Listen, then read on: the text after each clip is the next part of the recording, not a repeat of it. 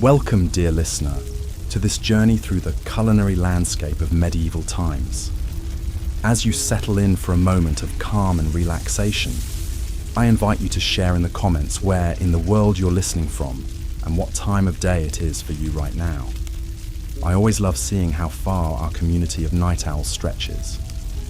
If you enjoy immersing yourself in the rich tapestry of history to unwind, consider subscribing for more soothing stories like this. Picture, if you will, a rustic table set with a humble meal. A bowl of thin, bland porridge, a hunk of dense, coarse bread, and perhaps a few morsels of tough, stringy meat, if the diner is lucky. This is the fare that sustained the majority of people in medieval times. While kings and nobles feasted on lavish multi-course banquets, the average peasant subsisted on a diet that was as meagre as it was monotonous. What factors conspired to make food in the Middle Ages so unappetizing for the masses? Let us explore this question and transport ourselves back to a time when filling one's belly was a daily struggle. In a medieval peasant's home, the aroma of exotic spices was noticeably absent. Cinnamon, ginger, nutmeg, pepper.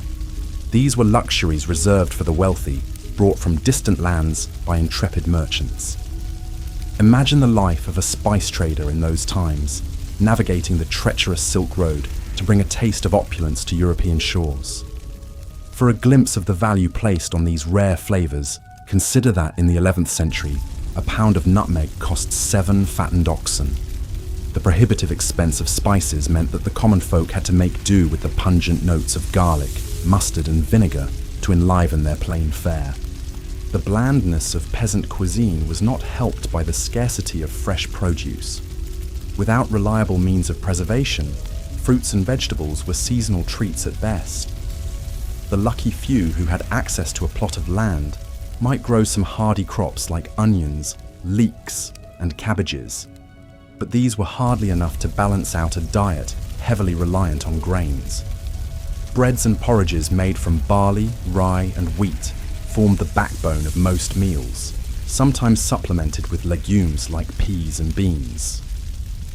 While this diet was filling, it lacked essential nutrients, leading to widespread malnutrition and stunted growth. Meat, though prized, was a rarity on the peasant table. A prosperous family might keep a pig, some chickens, or even a cow. But these animals were valuable resources, not to be slaughtered lightly. Meat was reserved for special occasions like weddings and religious feasts, or when an animal was too old or infirm to serve any other purpose. When meat was available, every scrap was used from nose to tail. Offal, or organ meats, were common peasant fare, as were small birds and game caught by trapping or hunting, though poaching in the royal forests was a risky endeavour, punishable by severe penalties. Fish was more accessible than meat for those who lived near rivers or the sea, but it too was often preserved by drying, smoking or salting to last through lean times. The result was a far cry from the delicate, flaky fillets we enjoy today. Herring, cod and eel were among the most common catches, and they would be packed in barrels with generous amounts of salt to stave off spoilage. Freshwater fish like carp and pike were a delicacy reserved for the nobility, who maintained private fish ponds on their estates. The scarcity of fresh food meant that medieval cooks had to get creative with preservation methods. Pickling, fermentation, and drying were all common techniques to extend the shelf life of perishables. Cabbage would be shredded and fermented into sauerkraut, cucumbers and onions pickled in vinegar, and fruits like apples and pears dried for winter storage. These preserved foods added some much-needed variety to the peasant diet, but they were a far cry from the vibrant flavours of fresh produce. Even staples like bread and ale, which formed the foundation of medieval sustenance, were not always trustworthy. Unscrupulous bakers might stretch their dough with fillers like ground acorns, chalk, or even sawdust, leading to loaves that were as hard as rocks and about as nutritious. Ale, too, was often watered down to increase profits, a practice that earned some alewives a nasty reputation. In a time when clean drinking water was scarce, weak ale was often the only safe choice, as the brewing process helped to kill off harmful bacteria.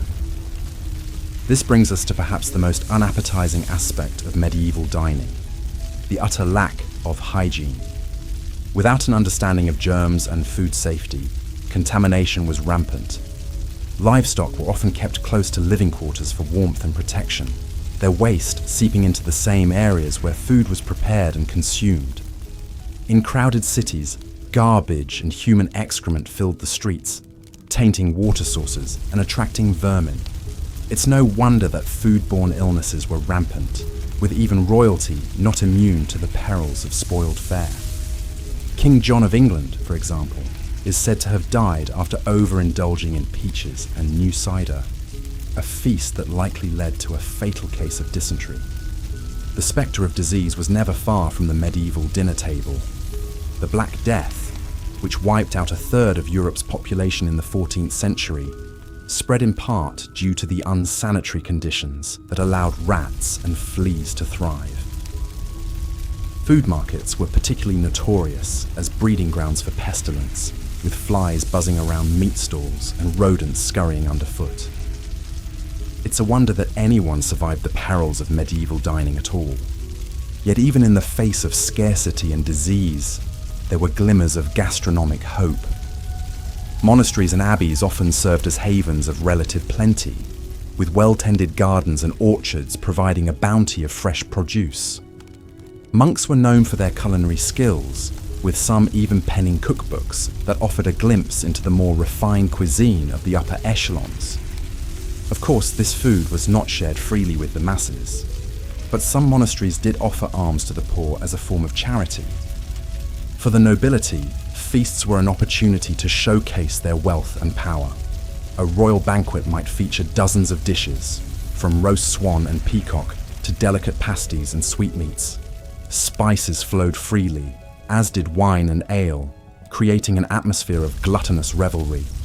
But even these lavish spreads were not without their dangers. Food poisoning was a common occurrence, with spoiled meats and rancid sauces taking their toll on noble stomachs. And the sheer volume of food consumed could lead to painful digestive issues, a reminder that even the privileged were not immune to the hazards of medieval dining.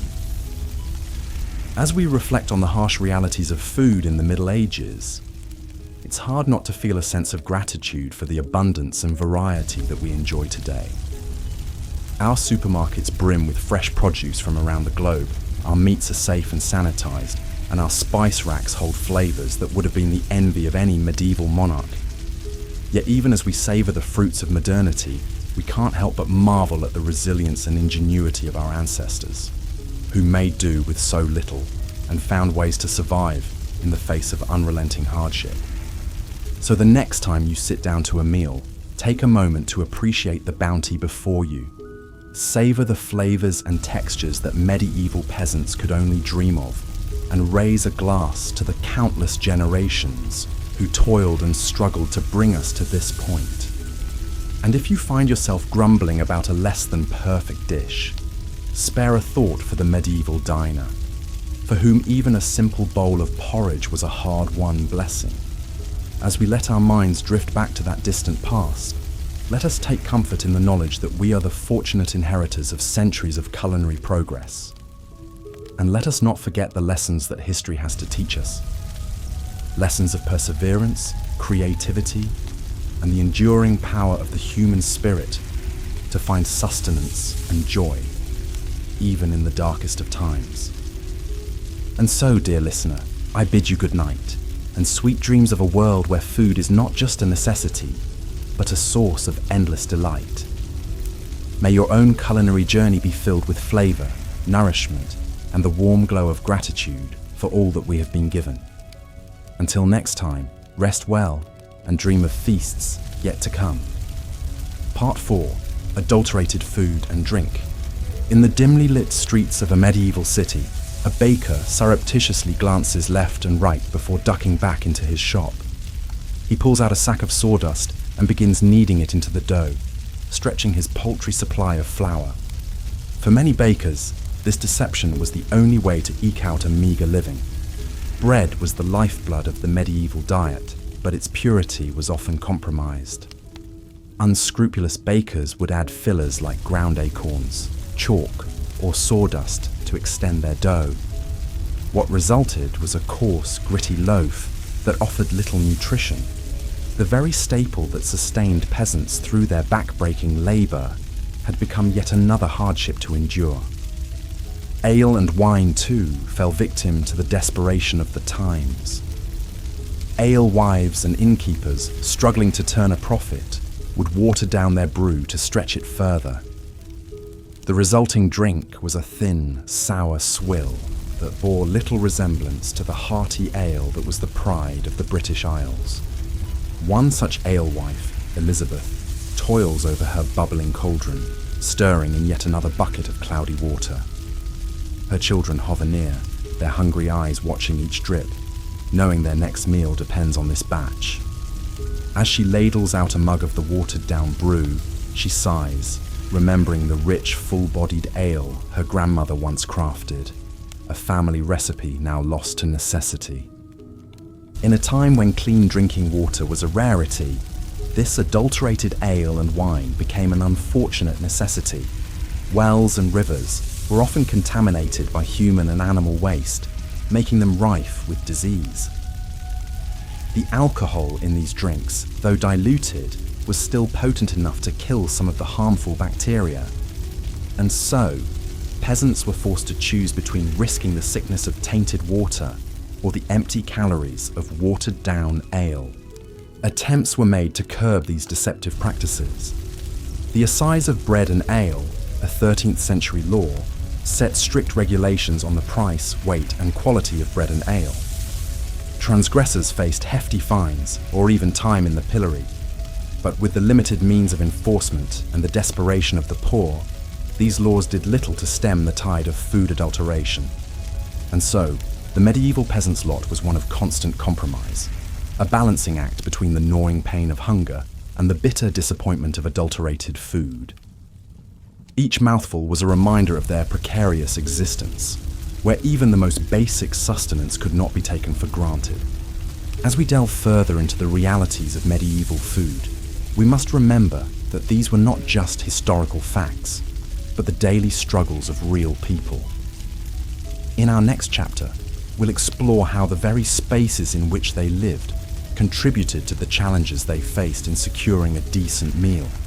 The close quarters shared by man and beast, and the lack of sanitation that plagued medieval cities, made the simple act of eating a perilous proposition. Part 5. Unsanitary conditions. Picture, if you will, a small thatched cottage huddled against the chill of a medieval winter. Inside, a family huddles around a meagre fire, their breath mingling with the steam rising from a bubbling pot of pottage. In the corner, a pig roots through the rushes, covering the dirt floor. It snorts and grunts, a constant backdrop to the family's daily life. This was the reality for many medieval peasants, a life lived in close quarters with their livestock. Animals were often kept inside the home for warmth and safety, their dung and debris mingling with the straw and rushes that served as the only floor covering. It was a breeding ground for disease, with fleas and lice thriving in the unsanitary conditions. Even in the grandest castles, sanitation was a challenge. Without a proper understanding of hygiene, even the most lavish feasts could end in tragedy. The story of King John of England serves as a poignant example. In 1216, while travelling across the country, the king fell ill after consuming a surfeit of peaches. Historians now believe these peaches were likely spoiled, leading to a case of dysentery that ultimately claimed the king's life. In the crowded cities of medieval Europe, the situation was even more dire. Narrow streets were choked with garbage and human waste, tainting the air and seeping into the water supply. In London, the River Thames served as both a source of drinking water and a dumping ground for the city's refuse. It's little wonder that disease ran rampant, with outbreaks of dysentery, typhoid, and even the dreaded Black Death. The Black Death, which swept through Europe in the 14th century, was in part able to spread so quickly and claim so many lives due to the unsanitary conditions of medieval cities. Fleas, carried by the rats that thrived in the filth, became the unwitting harbingers of the plague, spreading the disease from person to person with terrifying efficiency. For the average peasant, there was little escape from these unsanitary conditions. They lived and died amidst the filth, their bodies weakened by malnutrition and constant exposure to disease. Even the simple act of eating, which should have been a source of nourishment and comfort, became a gamble with every bite. As we consider these realities, it's easy to feel a sense of despair for the plight of the medieval peasant. But amidst this darkness, there were glimmers of light. The kindness of neighbours sharing what little they had, the solace found in faith and community. In our next chapter, we'll explore how the church, despite its own role in the hardships of the time, also offered a measure of relief and hope to the hungry and the downtrodden. Part 6. The influence of the church. The tolling of church bells marked the rhythm of life in medieval Europe. For peasants toiling in the fields, these peals signalled not just the call to prayer, but also a reprieve from the unrelenting demands of their work and their hunger. In a world where so much was uncertain, the church stood as a bastion of stability and authority. But this authority came with its own set of rules and restrictions, many of which centered around food. The Catholic Church mandated frequent fasting and meatless days, particularly during the penitential season of Lent. For 40 days before Easter, the faithful were expected to abstain from meat, dairy, and eggs, a tall order for those already struggling to put food on the table. The story of one peasant family illustrates the hardship these fasts could impose. John and his wife, Margaret, toiled from sunup to sundown on their small plot of land, barely growing enough to feed their 3 children. When Lent arrived, they faced a daunting choice: honor the fast and risk weakening their already malnourished bodies, or defy the church and face the consequences for their immortal souls. In the end, they chose to follow the fast, subsisting on meager portions of bread, pottage, and the occasional dried fish. By Easter, their faces were gaunt and their steps heavy with exhaustion. Yet they took solace in the belief that their suffering would be rewarded in the next life. Despite the additional hardships these fasts imposed, the church was not entirely deaf to the plight of the poor. Monasteries and abbeys often served as a source of food aid, distributing bread and alms to the needy as a form of Christian charity. The monks, with their vast lands and resources, were able to provide a measure of relief to the hungry masses. Yet even this charity had its limits. When crops failed and famine struck, the demand for aid often outstripped the church's ability to provide. And for those caught poaching in the royal forests, a desperate attempt to supplement their meager diets with fresh game, the church's mercy was noticeably absent. Poachers, if caught, faced severe punishments, from maiming to death, regardless of their circumstances. And so, the church's influence on medieval food was a double-edged sword. It provided solace and aid to some, while imposing additional burdens on others. For the peasant family, faith was both a source of strength and a further trial to endure in the face of unrelenting hunger. As we turn our gaze to the final chapter of our journey through medieval food, we'll witness a scene of shocking contrast, the opulent feast of a noble household. Against the backdrop of peasant hardship, these lavish displays serve as a stark reminder of the vast inequalities that defined the era. Part 7. The rare medieval feast. The great hall of the castle is alive with the flicker of 100 candles. Tapestries line the walls, their vibrant threads telling stories of heroic deeds and courtly love. At the head of the room, on a raised dais, the lord and lady preside over a scene of opulence and plenty. Down the center of the hall stretches a massive oak table groaning under the weight of countless dishes.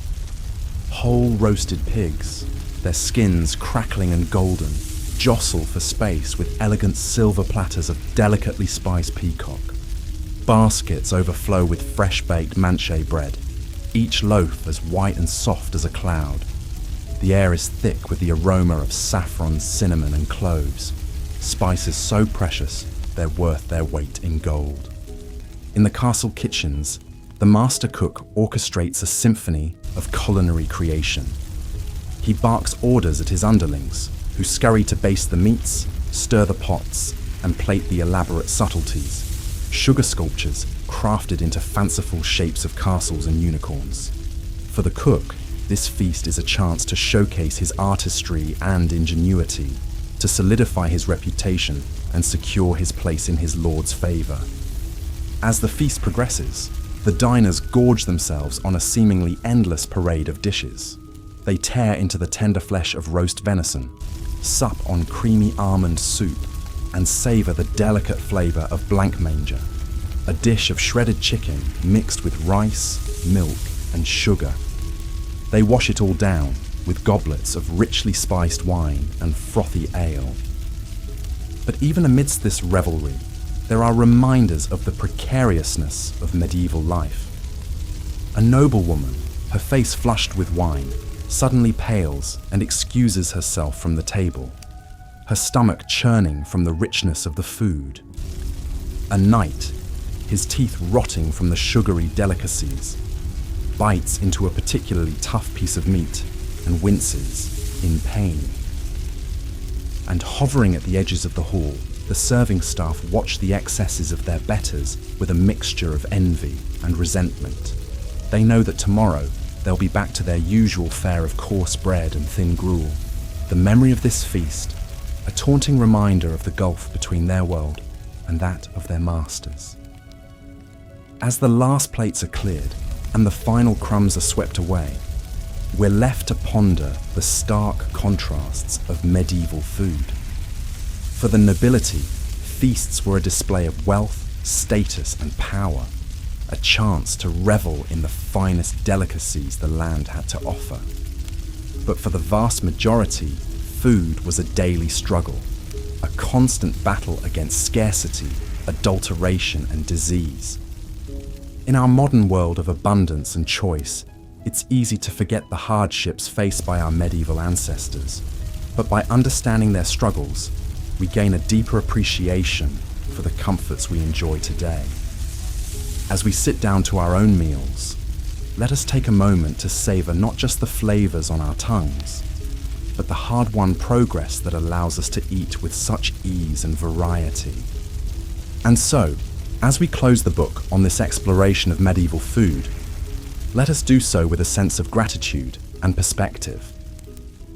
For in the grand tapestry of human history, our own time is but a brief and privileged chapter, woven from the threads of countless lives lived and meals shared, each one a testament to the enduring resilience of the human spirit. Conclusion. As we've journeyed through the landscape of medieval food, we've encountered a world of scarcity, hardship, and inequality. From the bland monotony of peasant pottage to the dangerous fillers in adulterated bread, the challenges of feeding oneself in the Middle Ages were unrelenting.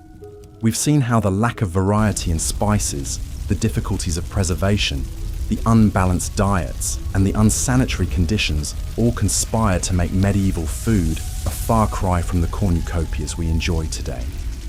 We've witnessed the impact of the Church's fasting edicts, adding spiritual burdens to the already heavy load of the poor.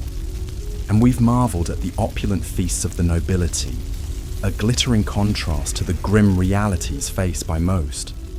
But through it all, we've also seen glimmers of humanity's indomitable spirit. The ingenuity of cooks making the most of meager ingredients, the solidarity of communities sharing what little they had, and the solace found in the rituals of faith and feast. In our modern world, it's easy to take for granted the abundance and variety of our food. We can walk into a supermarket and find fruits from South America, spices from Asia, and cheeses from Europe, all neatly packaged and ready to eat. We can dine in restaurants serving cuisines from around the globe, or have a world of flavors delivered right to our doorstep. But imagine, for a moment, transporting a medieval peasant into the aisles of a modern grocery store. The sheer variety would be overwhelming.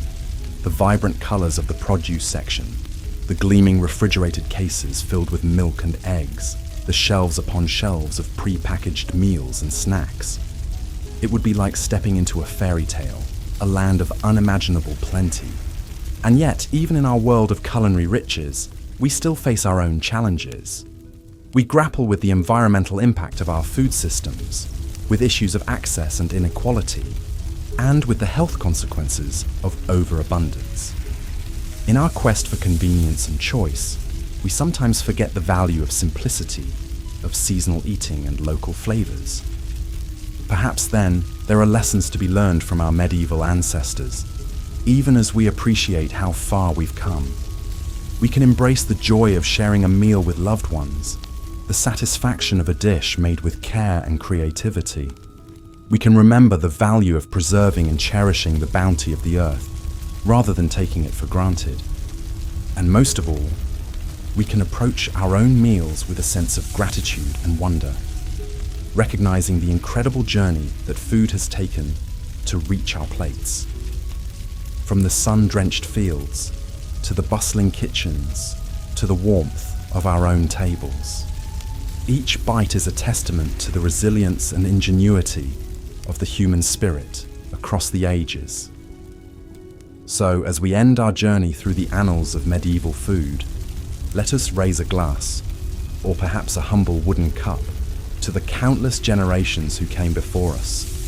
Through their struggles and triumphs, their hunger and their hopes, they laid the foundation for the world we inhabit today. And in honoring their legacy, we can find the wisdom and perspective to build a future where all may eat with joy, with dignity, and with plenty.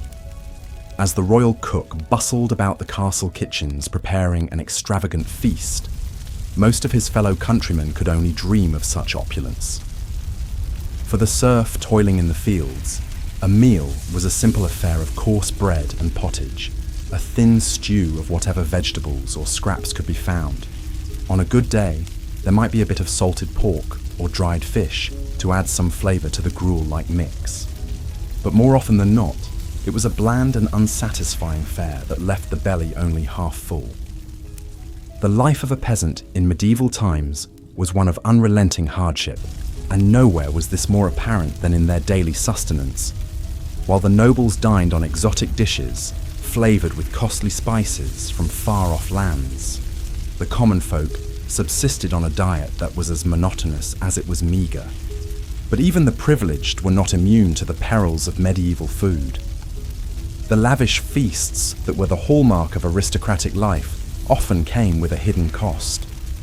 With no means of refrigeration, food spoilage was a constant threat, and many a noble fell ill, or even died from consuming contaminated fare. The very excesses that were meant to showcase their wealth and status could prove to be their undoing. Such was the fate of King John of England, whose untimely death in 1216 was attributed to a surfeit of peaches. As the story goes, the king was travelling through the town of King's Lynn when he was seized by a terrible case of dysentery. Some say it was brought on by the rich food he had consumed at a nearby abbey, while others blamed the peaches he had eaten with relish. Whatever the cause, the king's condition quickly worsened, and he died a few days later, his reign cut short by a humble fruit. It is a testament to the precariousness of life in the Middle Ages that even the most powerful and privileged were not safe from the dangers that lurked in their food. For the vast majority of people, however, the risks were even greater. In a world where hunger was a constant companion, the temptation to eat spoiled or contaminated food was often too great to resist. This was especially true in times of dearth, when crops failed and food was scarce.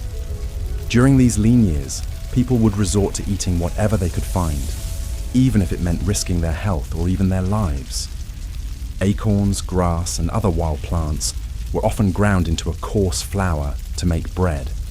while animals that had died of disease were sometimes consumed out of desperation. Even in the best of times, medieval food was often adulterated in ways that would be unthinkable today. Unscrupulous bakers would stretch their dough with fillers like sawdust or chalk, while brewers would water down their ale to increase their profits. Such practices were not only dishonest, but also dangerous, as they could lead to serious illness or even death. The alewife, who sold her brew in the village tavern, was a common figure in medieval life, and one who often bore the brunt of the community's suspicions and resentments. If her ale was weak or sour, she might be accused of adulterating it with noxious substances, or even of practicing witchcraft. In a world where superstition held sway, the line between a bad batch of ale and a deadly poison was often blurred. Despite the many challenges and hardships that medieval people faced in their daily lives, they were not without their small joys and comforts. For the peasant family gathered around the hearth at the end of a long day, a simple meal of bread and pottage could be a moment of respite and togetherness. And for the monks and nuns who dedicated their lives to prayer and service, the austere diet prescribed by their religious orders could be a source of spiritual nourishment and discipline. But even in the monasteries and abbeys that dotted the medieval landscape, food was not always a source of comfort or sustenance. During the holy season of Lent, when Christians were expected to fast and abstain from meat, the already limited diets of the religious orders would be further restricted. For 40 long days, they would subsist on little more than bread, water, and the occasional vegetable or fish. For some, this period of deprivation was a welcome opportunity to focus on their spiritual lives and to draw closer to God. But for others, it was a time of great hardship and temptation, as the pangs of hunger gnawed at their resolve and tested their faith.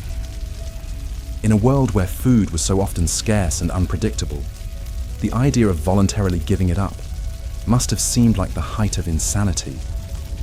And yet, despite all the hardships and challenges that medieval people faced in their daily lives, they found ways to adapt and persevere. They learned to preserve their food through salting, smoking, and drying, to make the most of the meager ingredients available to them, and to find joy and comfort in the simple pleasures of life. In many ways, the story of medieval food is a story of resilience and ingenuity in the face of adversity.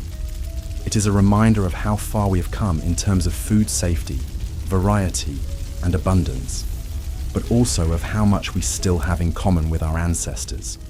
For just as they struggled to put food on the table and to nourish their families, so too do we grapple with the challenges of our own time, from climate change and food insecurity to the pressures of modern life. As we sit down to our own meals, laden with a dizzying array of flavors and ingredients from all corners of the globe, it is easy to forget the hardships and sacrifices that have brought us to this point.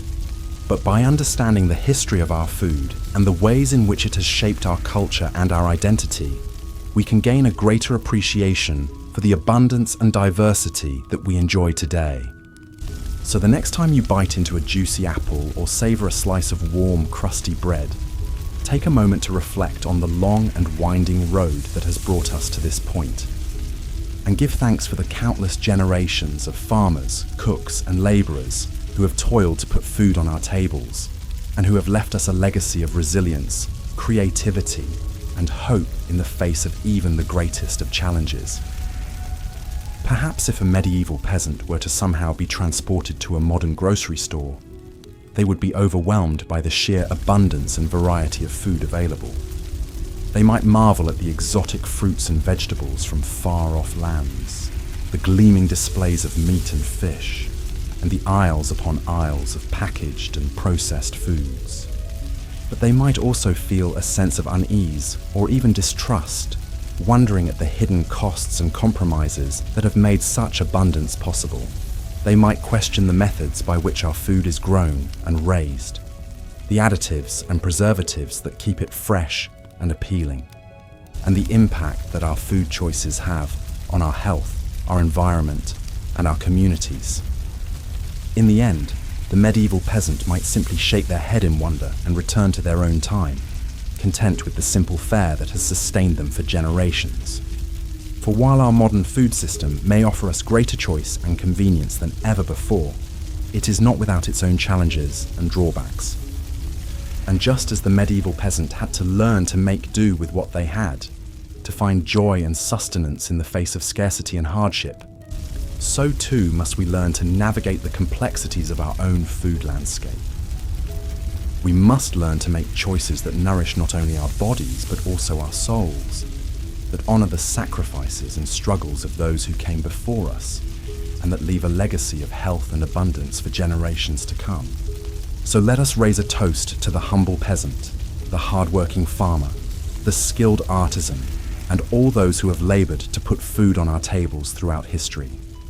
Let us savor the flavors and textures of the foods we eat, not just as a source of sustenance, but as a connection to the past and a promise for the future. And let us never forget the power of food to bring us together, to nourish our bodies and our spirits, and to remind us of our shared humanity in the face of even the greatest of challenges. As we've seen, the medieval spice trade was a lucrative but perilous business. Those who controlled the flow of spices could amass great fortunes, while those who toiled to bring these precious commodities to Europe risked life and limb. One such spice merchant was a man named Giovanni di Marignoli. Born in the early 14th century to a noble Florentine family, Giovanni seemed destined for a life of ease and comfort. But a restless spirit and a thirst for adventure led him down a different path. In 1338, Giovanni set out on a journey that would take him across the known world, from the bustling ports of Italy to the distant lands of China and India. As a papal envoy and missionary, his official purpose was to spread the Christian faith. But Giovanni was also a keen businessman, always on the lookout for valuable spices and other exotic goods to bring back to Europe. Giovanni's travels were fraught with danger at every turn. He crossed the vast deserts of Central Asia, braving sandstorms and bandits.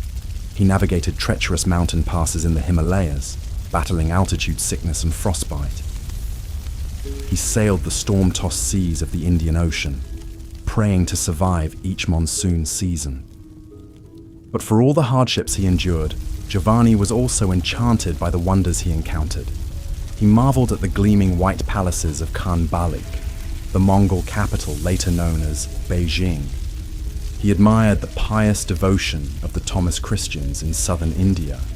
He reveled in the heady scents and flavors of the spice markets in Ceylon and Malabar.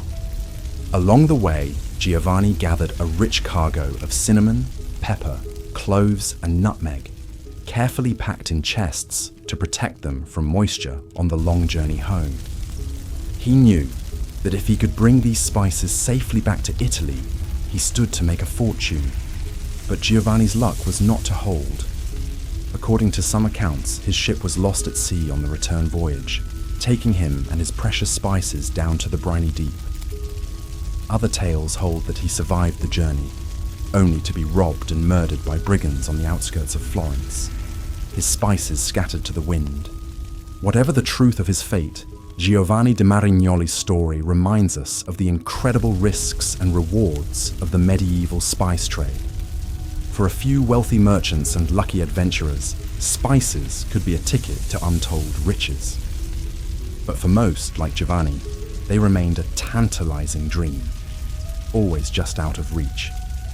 As we drift off to sleep, let us imagine we are in a bustling spice market in some far-flung corner of the medieval world. The air is thick with the scent of pepper and cinnamon, cardamom and saffron. Merchants haggle in a dozen different tongues, their voices rising and falling like the tide. We wander the narrow lanes, baskets in hand, marveling at the colourful mounds of spices from every corner of the globe. Here, a pile of ginger root, gnarled and pungent. There, a heap of cloves like tiny brown nails, their aroma warm and sweet. But as we fill our baskets, we can't help but feel a pang of regret for the many who will never taste these flavours. For the poor peasants back home, a pinch of pepper would be an unthinkable luxury, let alone a fragrant curry or a spiced wine. Their food, as we'll explore further, is a monotonous grind of gruel and grit, a far cry from the sumptuous feasts we've seen at the tables of the wealthy. But even those lavish banquets, as we'll soon discover, could come with their own hidden dangers and disgusting surprises. So let us savor this imagined abundance, this rare sensory delight, as we drift deeper into dreams. For when we wake, we'll have to confront once more the harsh realities of food in the Middle Ages. Realities that made filling one's belly a daily battle for princes and paupers alike. The scarcity and hardship that defined medieval food for the masses extended even to the staples that formed the backbone of their diets. Bread, the most basic and universal of foods, was often a coarse, unappetizing loaf that would be nearly unrecognizable today. For poorer peasants, bread was made from lower quality grains, like barley, rye, and even beans or chestnuts in times of shortage. This resulted in dense, dark loaves that were difficult to digest and provided little nutrition. The bread was often full of gritty impurities from poor milling techniques, and it would quickly go stale or moldy in the damp conditions of many peasant homes. Even for slightly better off peasants who could afford wheat bread, the end product was a far cry from the fluffy, leavened loaves we enjoy today. Leavening agents like yeast were expensive and hard to come by, so most bread was unleavened flatbread, similar to modern pita. These flatbreads would be baked on a hearthstone or dried in the sun, resulting in a hard, cracker-like consistency. The quality of bread was so important that it was often used as a marker of social class. The whitest, finest loaves made from pure wheat flour were reserved for the nobility, while the greyish-brown loaves of the peasantry were derided as black bread. In some regions, strict laws even prohibited commoners from consuming white bread, reserving it as a privilege of the elite.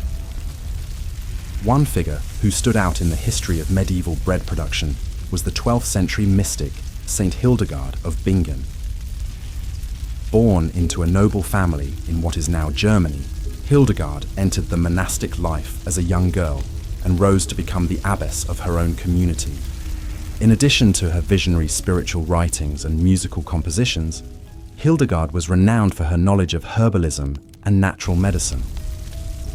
She wrote extensively about the properties of grains and the importance of proper nutrition, even at a time when such ideas were not widely understood. In her treatise Physica, Hildegard described spelt, an ancient grain closely related to wheat, as the best grain for human consumption. She believed that spelt bread nourished the body and enhanced longevity, while cautioning against the consumption of raw cereals as damaging to health. Hildegard put her knowledge into practice, overseeing the extensive agricultural lands and bakery of her abbey.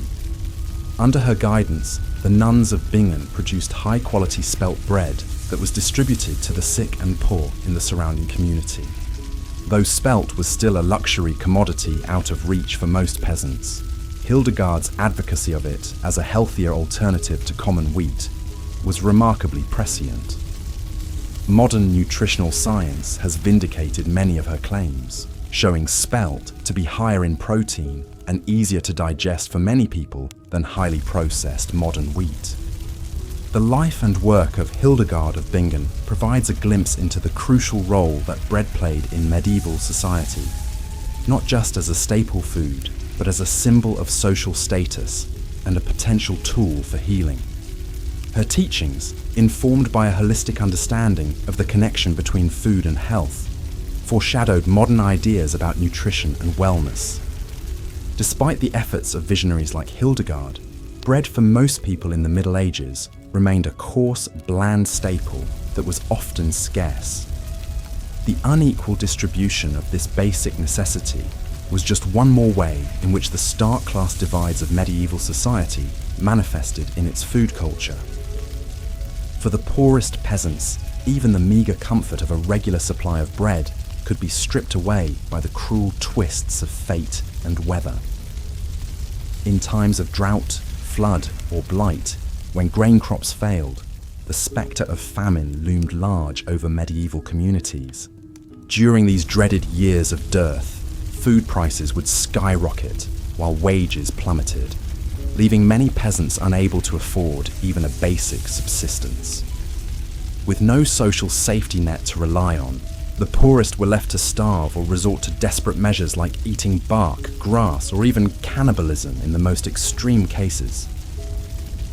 One of the worst famines to strike medieval Europe was the Great Famine of 1315 to 1322. A catastrophic confluence of factors, including climate change, crop failures, and the economic fallout of endless wars, plunged the continent into a 7-year period of starvation and misery. Chronicles of the time paint a grim picture of the suffering endured by the common people. Men ate dogs, horses, cats, and other unclean things, wrote the Flemish monk William of Nangies. Some men, it was said, compelled by hunger, ate the bodies of executed criminals, and some poor people even ate their own children. The famine hit the Low Countries and Scandinavia particularly hard, with mortality rates as high as 10 to 25% in some regions. In the German city of Erfurt, the famine years saw an average of 16 deaths per day, compared to just 2 per day in normal times. Even in the best of times, the threat of hunger was never far away for medieval peasants. Their precarious existence, always at the mercy of the elements and the whims of their lords, meant that food insecurity was a constant companion. The grim reality of famine cast a long shadow over the medieval world, serving as a reminder of the fragility of life in an era before modern agriculture and social welfare. It was a world where even the most basic necessity of bread could not be taken for granted, and where the spectre of starvation lurked just one bad harvest away. As we continue our journey through the culinary landscape of the Middle Ages, we'll see how this pervasive scarcity and insecurity shaped not just the diets, but the entire worldview of medieval people. In a time when a full belly was a luxury and a stale crust a treasure, food took on a significance that is hard to imagine from our modern vantage point of abundance and choice. But first, let's turn our attention to another staple of the medieval diet that was scarcely more appetizing than the era's bread: meat. For all but the wealthiest nobles, meat was a rare treat reserved for special occasions. And when it did appear on the menu, it often came in forms that would turn the stomachs of modern diners. In the absence of refrigeration, medieval people had to rely on a variety of preservation methods to keep meat from spoiling. Salting was the most common technique, with heavily salted meats being a staple of winter diets. But the salt itself was often of poor quality, full of impurities that could make the meat taste bad or even cause illness. Smoking and drying were also used to preserve meats, particularly in the form of sausages and hams. These could keep for longer periods, but would become hard and unappetizing over time, with a texture more akin to leather than to the juicy, tender meats we enjoy today. For most peasants, meat usually meant tough, stringy cuts from older animals that were no longer useful for milk or labor. Beef was rarely eaten by commoners, as cattle were simply too valuable to slaughter. Pork and poultry were somewhat more common, but were still luxury items for most. The type and amount of meat in medieval diets varied significantly by region and social status. In Slavic regions and parts of Scandinavia, people largely relied on freshwater fish rather than terrestrial meat. Hunting was a cherished privilege of the nobility, who jealously guarded their exclusive rights to venison and other game meats. One vivid glimpse into the inequality of medieval meat consumption comes from the records of King Richard II's cooks in the late 14th century. For a single royal feast in 1387, the kitchens prepared 2,000 chickens, 400 sheep, 500 stags, and 1,000 little pigs. Fare fit for a king indeed. In contrast, a peasant family might expect to eat meat only a handful of times per year, usually on major religious holidays like Christmas and Easter. Even then, the cuts would be meagre and have been scrupulously saved for months. But for one brief moment in the history of medieval England, the humble peasantry got a taste of the bounty usually reserved for their betters. In the aftermath of the Black Death, which killed up to half the population in the mid-14th century, the massive labour shortage gave surviving peasants newfound bargaining power. With fewer mouths to feed and a surplus of land, many peasants found themselves in the novel position of being able to demand higher wages and better living conditions. For a few short decades, the standard of living for English commoners actually improved markedly. Meat consumption rose as more peasants could afford to keep livestock for their own tables rather than for the markets. Wages doubled or even tripled in some regions, allowing labouring families to supplement their usual fare of porridge and bread with the occasional chicken, pig, or even cow. But this golden age for the peasantry was to be short-lived. The landed nobility, alarmed at the rising power of the lower classes, fought back with laws attempting to freeze wages at pre-plague levels and tie peasants to the land. The tensions between the emboldened peasantry and the reactionary aristocracy would erupt in the Peasants' Revolt of 1381. Though the revolt was brutally suppressed, with its leaders executed and its gains largely rolled back, it stands as a testament to the transformative impact of the Black Death on medieval society. For a brief, shining moment, the common people of England got a taste of a life less constrained by scarcity and toil. But for most of the Middle Ages, and for most people, meat remained a rare and coveted treat. Its scarcity made it a potent symbol of status and wealth, a tangible reminder of the chasm between the haves and have-nots. In the great halls of castles and manors, nobles and knights feasted on heaping platters of roasted game and delicate fowl, washing it down with fine wines and honeyed mead. But in the hovels of the peasantry, a scrap of salted pork or a stringy chicken leg was a hard-won delicacy to be savoured and stretched as far as it could go. This disparity in access to such a basic foodstuff underscores the harsh inequalities that defined life in the Middle Ages. In a world where even a full belly was a mark of privilege, the gulf between rich and poor was as wide as the distance between a king's banquet table and a peasant's empty trencher. As we've seen, the rare morsel of meat was a highlight in the otherwise dreary and monotonous diet of most medieval people. But even this small pleasure was subject to strict regulation by the power of the Church. In medieval Europe, the Catholic Church wielded immense influence over every aspect of daily life, and food was no exception. The church calendar was dotted with fast days and meatless days, when the consumption of animal products was strictly forbidden. The most significant of these was the season of Lent, the 40-day period leading up to Easter. During this time, all meat, dairy, and eggs were off limits, leaving the faithful to subsist on a meagre diet of fish, vegetables, and bread. For wealthy nobles, this was a minor inconvenience. They could afford to import exotic fruits, nuts, and spices to liven up their Lenten fare, and their well-stocked fish ponds ensured a steady supply of fresh seafood. But for the poor, Lent meant an even more restricted and monotonous diet than usual. The Church's rationale for these dietary restrictions was rooted in the idea of penance and spiritual discipline.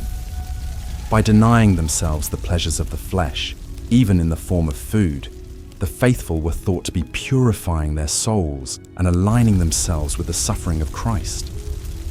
But in a world where hunger and scarcity were daily realities for most people, the idea of voluntary deprivation must have seemed a bitter irony.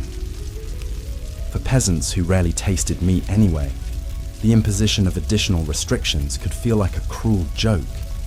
Yet the power of the Church was so great that few dared to openly flout its dietary decrees. To do so was to risk not just social ostracism, but the very real threat of eternal damnation. In a time when the afterlife was considered more real and important than earthly existence, this was a potent deterrent indeed. One poignant tale that illustrates the hardships of Lenten fasting comes from the records of a 14th century English manor. In 1322, a peasant woman named Agnes Paston was brought before the manor court on charges of stealing 2 loaves of bread during Lent. In her defence, Agnes pleaded that she had stolen the bread to feed her starving children, who were too young to understand the rules of the fast. She begged for mercy, arguing that surely God would not want her innocent babes to go hungry. The court, moved by her plea, took the unusual step of acquitting Agnes of the theft charge. But they still admonished her for breaking the Lenten fast, reminding her that the needs of the soul must take precedence over the desires of the body. For Agnes and countless others like her, the rigid dietary restrictions of the church must have seemed like just one more burden in a life already defined by hardship and hunger. In a world where food was scarce and survival precarious, the idea of willingly forgoing what little sustenance was available must have been difficult to swallow. But the church's influence on medieval food culture wasn't entirely negative. Monasteries and abbeys were often at the forefront of agricultural innovation, pioneering new techniques for crop rotation, irrigation, and selective breeding. They also served as repositories of classical knowledge about agriculture and food preservation, keeping alive the wisdom of ancient Rome and Greece. Moreover, the church played a vital role in providing food aid to the poor and hungry. Monasteries were known for their charitable distribution of bread and ale to the needy, and many operated hospitals and almshouses to care for the sick and destitute. In a time before social welfare programs or organized charity, the church was often the only safety net available to the most vulnerable members of society. Its teachings about the virtues of charity and the sin of gluttony helped to create a moral imperative for those with means to share their bounty with the less fortunate. Of course, this charity was often mixed with a hefty dose of paternalism and moral judgment. The poor were expected to be grateful for whatever scraps they were given and to accept their lot in life as divinely ordained. But for those on the brink of starvation, even a small act of kindness could mean the difference between life and death. As the Middle Ages wore on, the culinary distance between the wealthy and the poor only grew wider. By the late 14th and 15th centuries, Europe was in the grips of what some historians have called the Little Ice Age, a period of cooler temperatures and frequent climatic disruptions. Crop yields declined as fields were battered by droughts, floods, and unseasonable frosts. Food prices skyrocketed, leaving many commoners unable to afford even basic staples. At the same time, the Black Death and subsequent waves of plague had decimated the population, leading to labor shortages and rising wages. In response, the nobility and emerging merchant class doubled down on conspicuous consumption as a way to display their wealth and status. Lavish banquets featuring exotic dishes and opulent displays of sugar sculptures and gilded peacocks became the order of the day. Meanwhile, the poor were left to survive on whatever meager scraps they could scrounge. In times of dearth, many were reduced to eating famine bread, made from a desperate mix of peas, beans, acorns, and even sawdust. Others resorted to foraging for wild plants or hunting any animals they could catch, from rodents to crows. But even in the midst of this stark inequality, there were glimmers of hope and resistance. Peasant revolts, like the English Rising of 1381 or the German Bundschuh movement of the early 16th century, saw the common people rising up to demand better treatment and a fairer share of the wealth. While these uprisings were often brutally suppressed, they nonetheless testified to the unquenchable human spirit and the enduring dream of a world where everyone could enjoy the basic dignity of a full belly and a decent life. And in the kitchens and gardens of ordinary people, the seeds of a more vibrant and diverse food culture were being planted. Women, who bore the primary responsibility for feeding their families, were the unsung heroes of medieval cuisine. With creativity and resourcefulness, they found ways to coax flavor and nourishment out of even the humblest ingredients. In the folk traditions of pickling, preserving, and foraging, they passed down knowledge that would sustain their communities through the lean times and lay the foundation for the culinary revolutions to come. And in the communal ovens and shared meals of village life, they nurtured a spirit of solidarity and resilience that would prove as sustaining as any loaf of bread. So while the story of food in the Middle Ages is undoubtedly one of hardship and deprivation, it is also a story of ingenuity, resilience, and hope. In the face of scarcity and oppression, medieval people found ways to nourish not just their bodies, but their spirits, to find joy and communion in the simple act of sharing a meal. As we look back on this distant and often difficult past, we can take inspiration from their example. In a world that is still riven by inequality and hunger, their story reminds us of the fundamental human right to food and the vital importance of fighting for a more just and sustainable food system.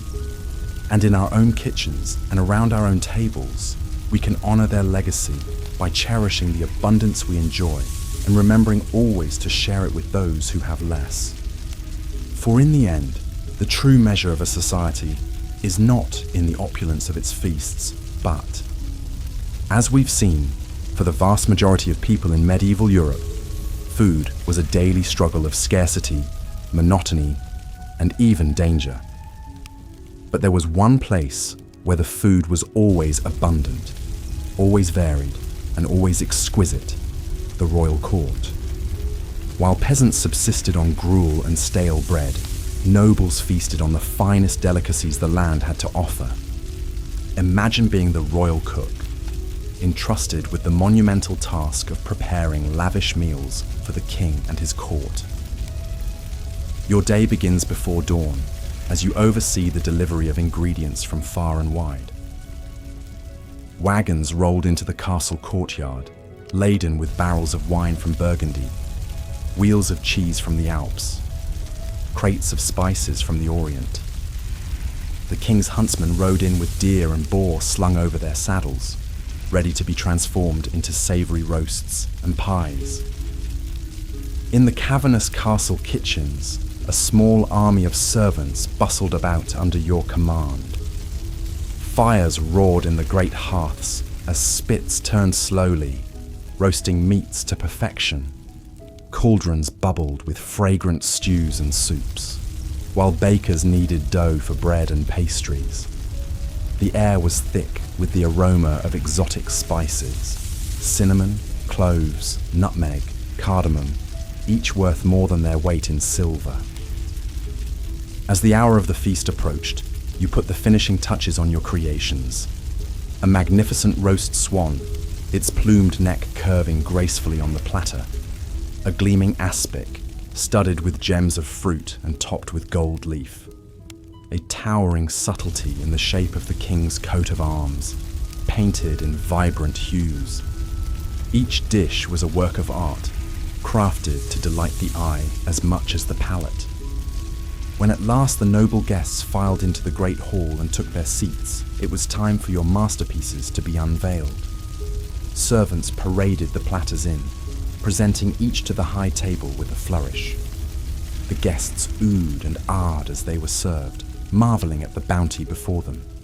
For a few glorious hours they dined like gods, sampling delicacies from every corner of the known world. But even here, in the rarefied realm of the royal court, the spectre of illness lurked behind the splendor. For all their expense and artistry, even the most sumptuous dishes could harbor deadly spoilage. And the sheer excess of the feast often led to overindulgence, as nobles gorged themselves far past the point of satisfaction. It was not unheard of for a courtier to literally eat himself to death, felled by his own gluttony. So, while the royal feast may have stood in stark contrast to the meagre rations of the common folk, it was not without its own perils. In a world without refrigeration or food safety standards, no one was truly safe from the dangers of the dining table. Rich or poor, the medieval relationship with food was always a precarious one. Today, we can scarcely imagine the hardships that our ancestors endured simply to fill their bellies. The poorest among us have access to a variety and quality of food that would have been unthinkable even for medieval kings. We can walk into a gleaming supermarket and find fruits and vegetables from every season, meats and cheeses from every continent, spices and sauces from every cuisine. We can eat what we want, when we want, without fear of famine or food poisoning.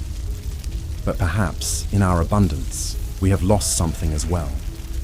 The medieval peasant, for all his suffering, likely felt a deep connection to the land and the turning of the seasons. He knew intimately the sweat and toil that went into every mouthful. While we may pity him his limited options, he would likely look upon our pre-packaged, mass-produced meals with a mixture of wonder and horror. One can imagine a medieval serf transported to the snack aisle of a modern grocery store, marveling at the colourful bags and boxes stretching out before him. He picks up a shiny packet, turning it over in his weathered hands. Cheetos, he reads slowly, sounding out the unfamiliar word. Made with real cheese. He shakes his head in disbelief. Real cheese? For a mere peasant? Impossible. He puts it back on the shelf and moves on, overwhelmed by the strange bounty of this new world. As we drift off to sleep, bellies full of whatever we desire, let us take a moment to reflect on the privilege of choice. Let us remember the countless generations who came before, who fought and scraped and starved so that we might have the luxury of a full larder. And let us be grateful for the simple, everyday miracle of enough to eat.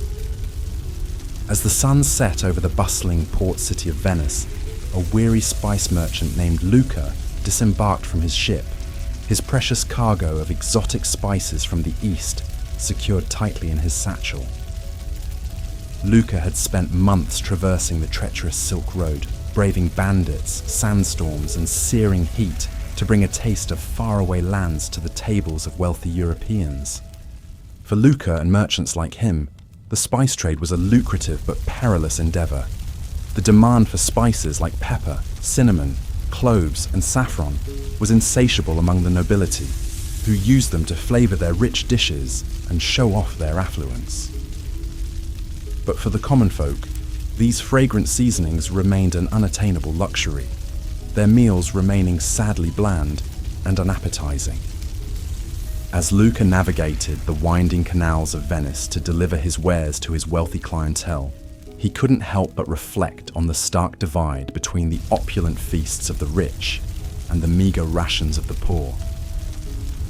While nobles dined on succulent roasts, flavoured with exotic spices, peasants subsisted on little more than coarse bread and watery porridge, their palates never knowing the lively tang of pepper or the warm, sweet embrace of cinnamon.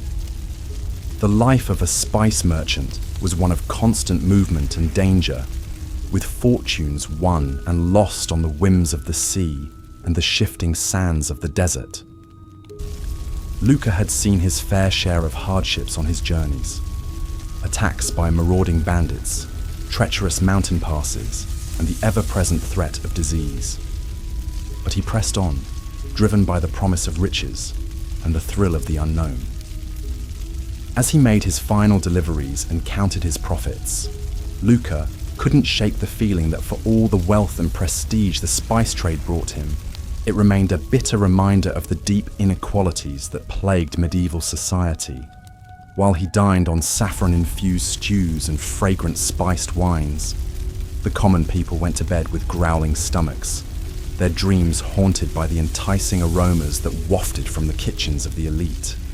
With a heavy heart, Luca retired to his lavish villa for the night, knowing that tomorrow he would once again set sail for distant lands, chasing the promise of fortune and leaving behind a world where the simple pleasure of a flavorful meal remained an unattainable dream for most.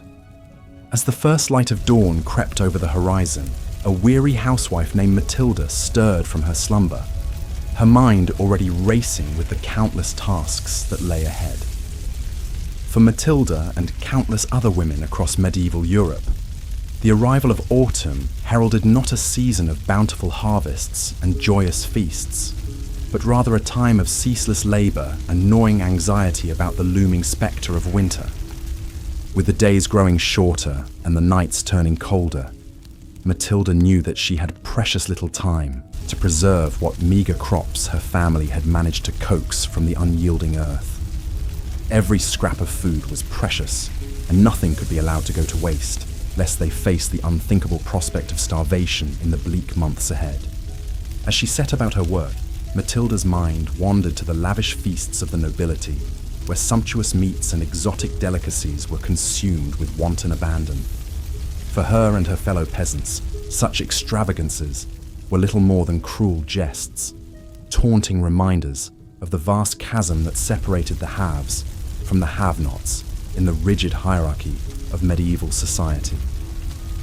With calloused hands and an aching back, Matilda toiled from dawn until dusk, salting and smoking what little meat they had managed to raise, pickling vegetables in precious vinegar, and hanging herbs to dry in the rafters. The work was monotonous and exhausting, but she couldn't afford to rest, knowing that every morsel she preserved now could mean the difference between life and death come winter. As the days wore on and the leaves began to turn, Matilda's thoughts turned to the harsh realities that lay ahead. Even with all her hard work, she knew that the winter would be a time of scarcity and hardship, with meals consisting of little more than coarse bread and thin gruel, day after day. The spectre of hunger was a constant companion, lurking just beyond the threshold, waiting to sink its icy claws into the vulnerable and the weak. But even in the face of such bleak prospects, Matilda found solace in the knowledge that her tireless efforts would at least give her family a fighting chance.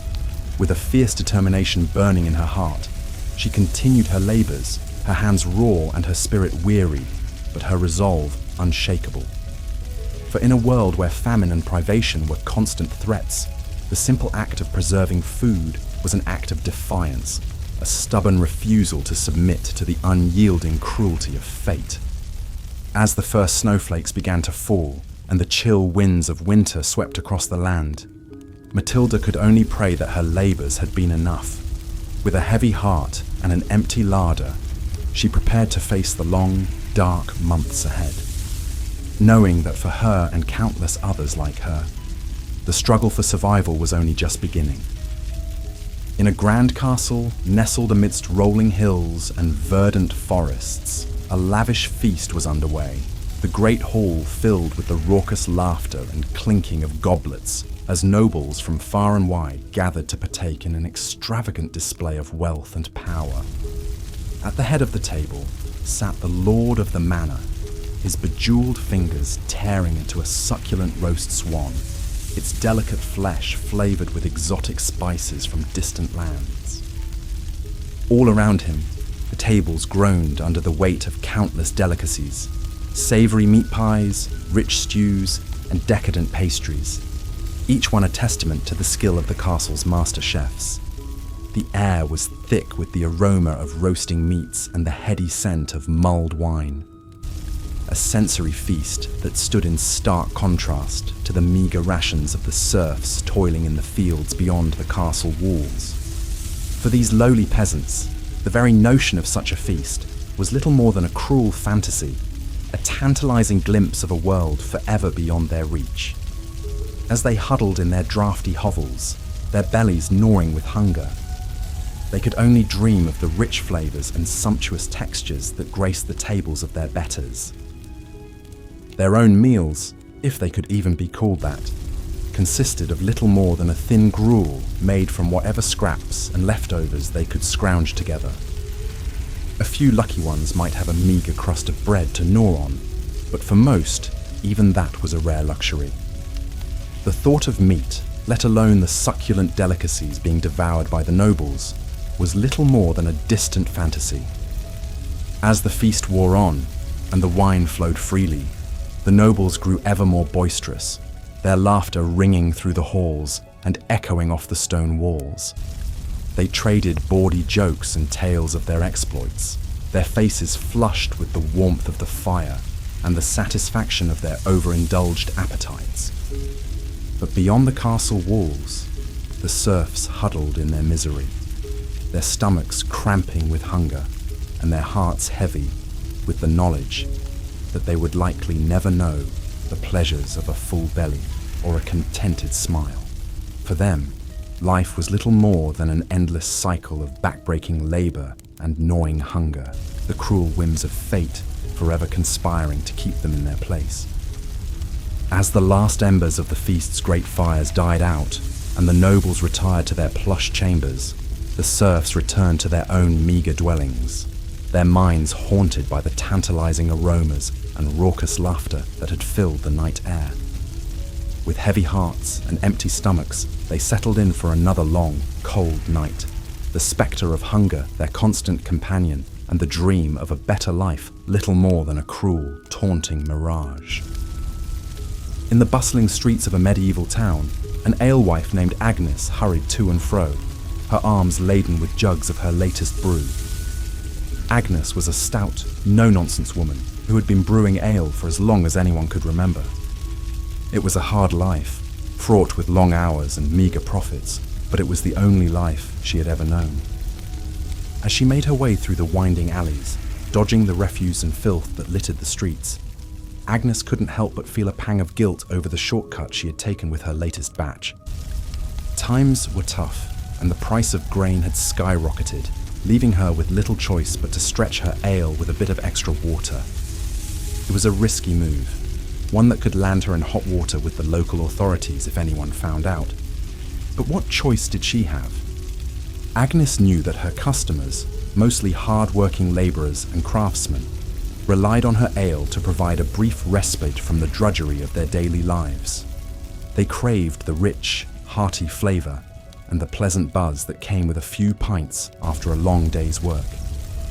But with the cost of ingredients eating into her already meagre profits, Agnes had been forced to cut corners wherever she could. As she arrived at the tavern and began to unload her wares, Agnes couldn't shake the nagging feeling that she was betraying her customers' trust. She took pride in her craft, and the thought of serving them watered-down swill made her stomach churn. But what choice did she have? It was either adulterate her brew or risk losing everything she had worked so hard to build. With a heavy heart, Agnes began to serve her customers, watching as they eagerly quaffed down the subpar ale, their faces contorting in disappointment as they realized that something was amiss. Some grumbled under their breath, while others outright complained, demanding to know what had happened to the usually stellar brew. Agnes did her best to deflect their questions and assuage their concerns, but the guilt continued to gnaw at her.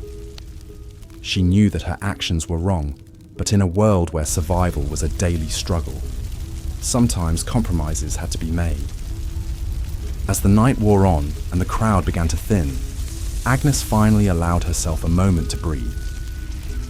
She surveyed the empty jugs and the meager pile of coins on the counter, a bitter reminder of the harsh realities of her trade.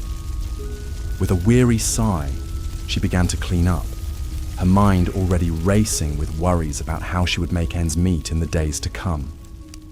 For Agnes and countless other alewives like her, the struggle to survive in a world of scarcity and hardship was a constant battle. Each day brought new challenges and difficult choices, and the line between right and wrong often blurred in the face of desperation. But still, they persevered, driven by the hope that someday, somehow, their hard work and sacrifice would pay off, and they would finally know the taste of a better life.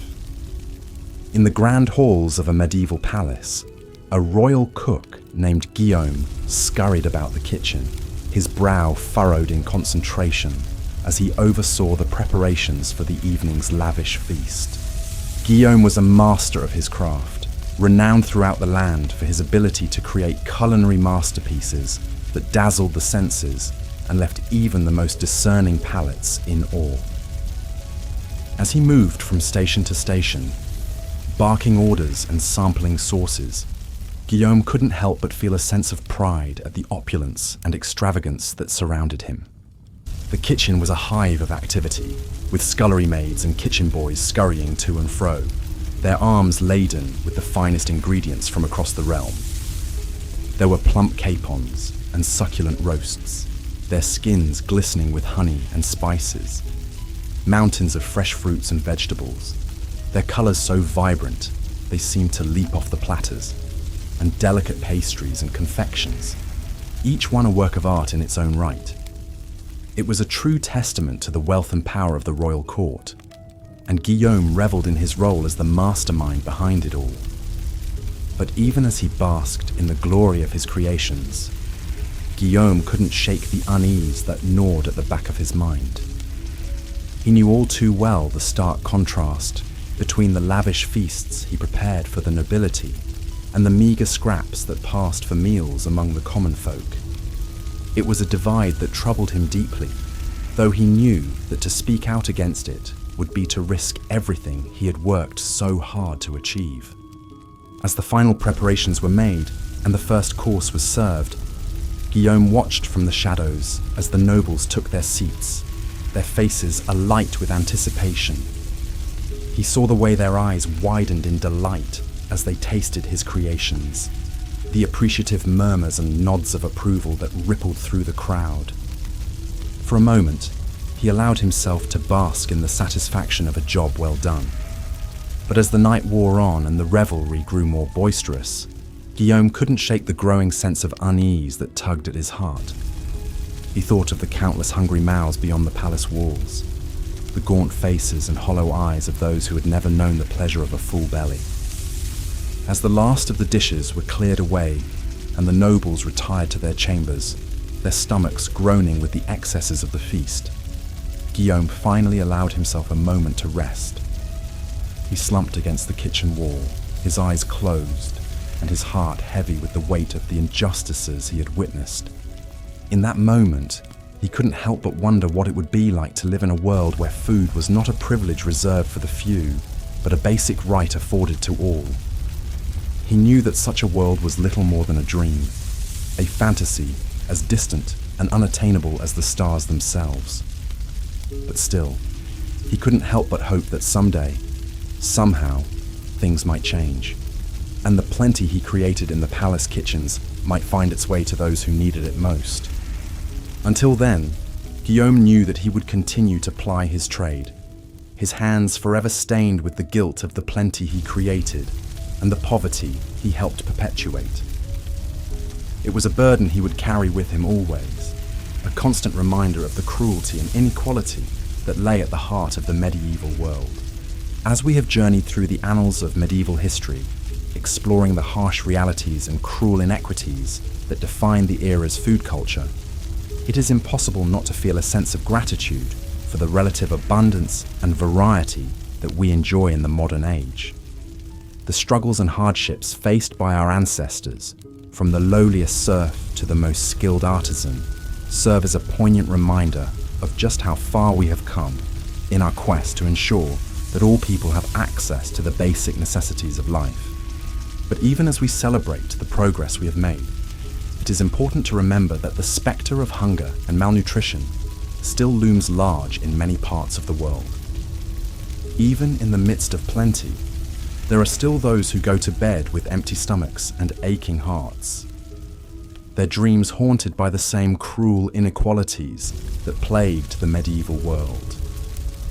As we reflect on the lessons of the past and the challenges of the present, it is clear that the fight for food justice is one that is far from over. It is a struggle that will require the collective efforts of all those who believe in the basic human right to nourishment and sustenance. A struggle that will test our resolve and our compassion in equal measure. But even in the face of such daunting odds, we must never lose sight of the progress we have made and the hope that sustains us.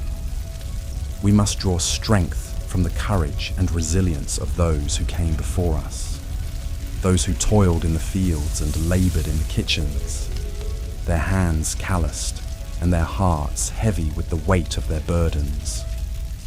And we must continue to push forward, to fight for a world in which no one goes hungry, and in which the bounty of the earth is shared equally among all those who call it home.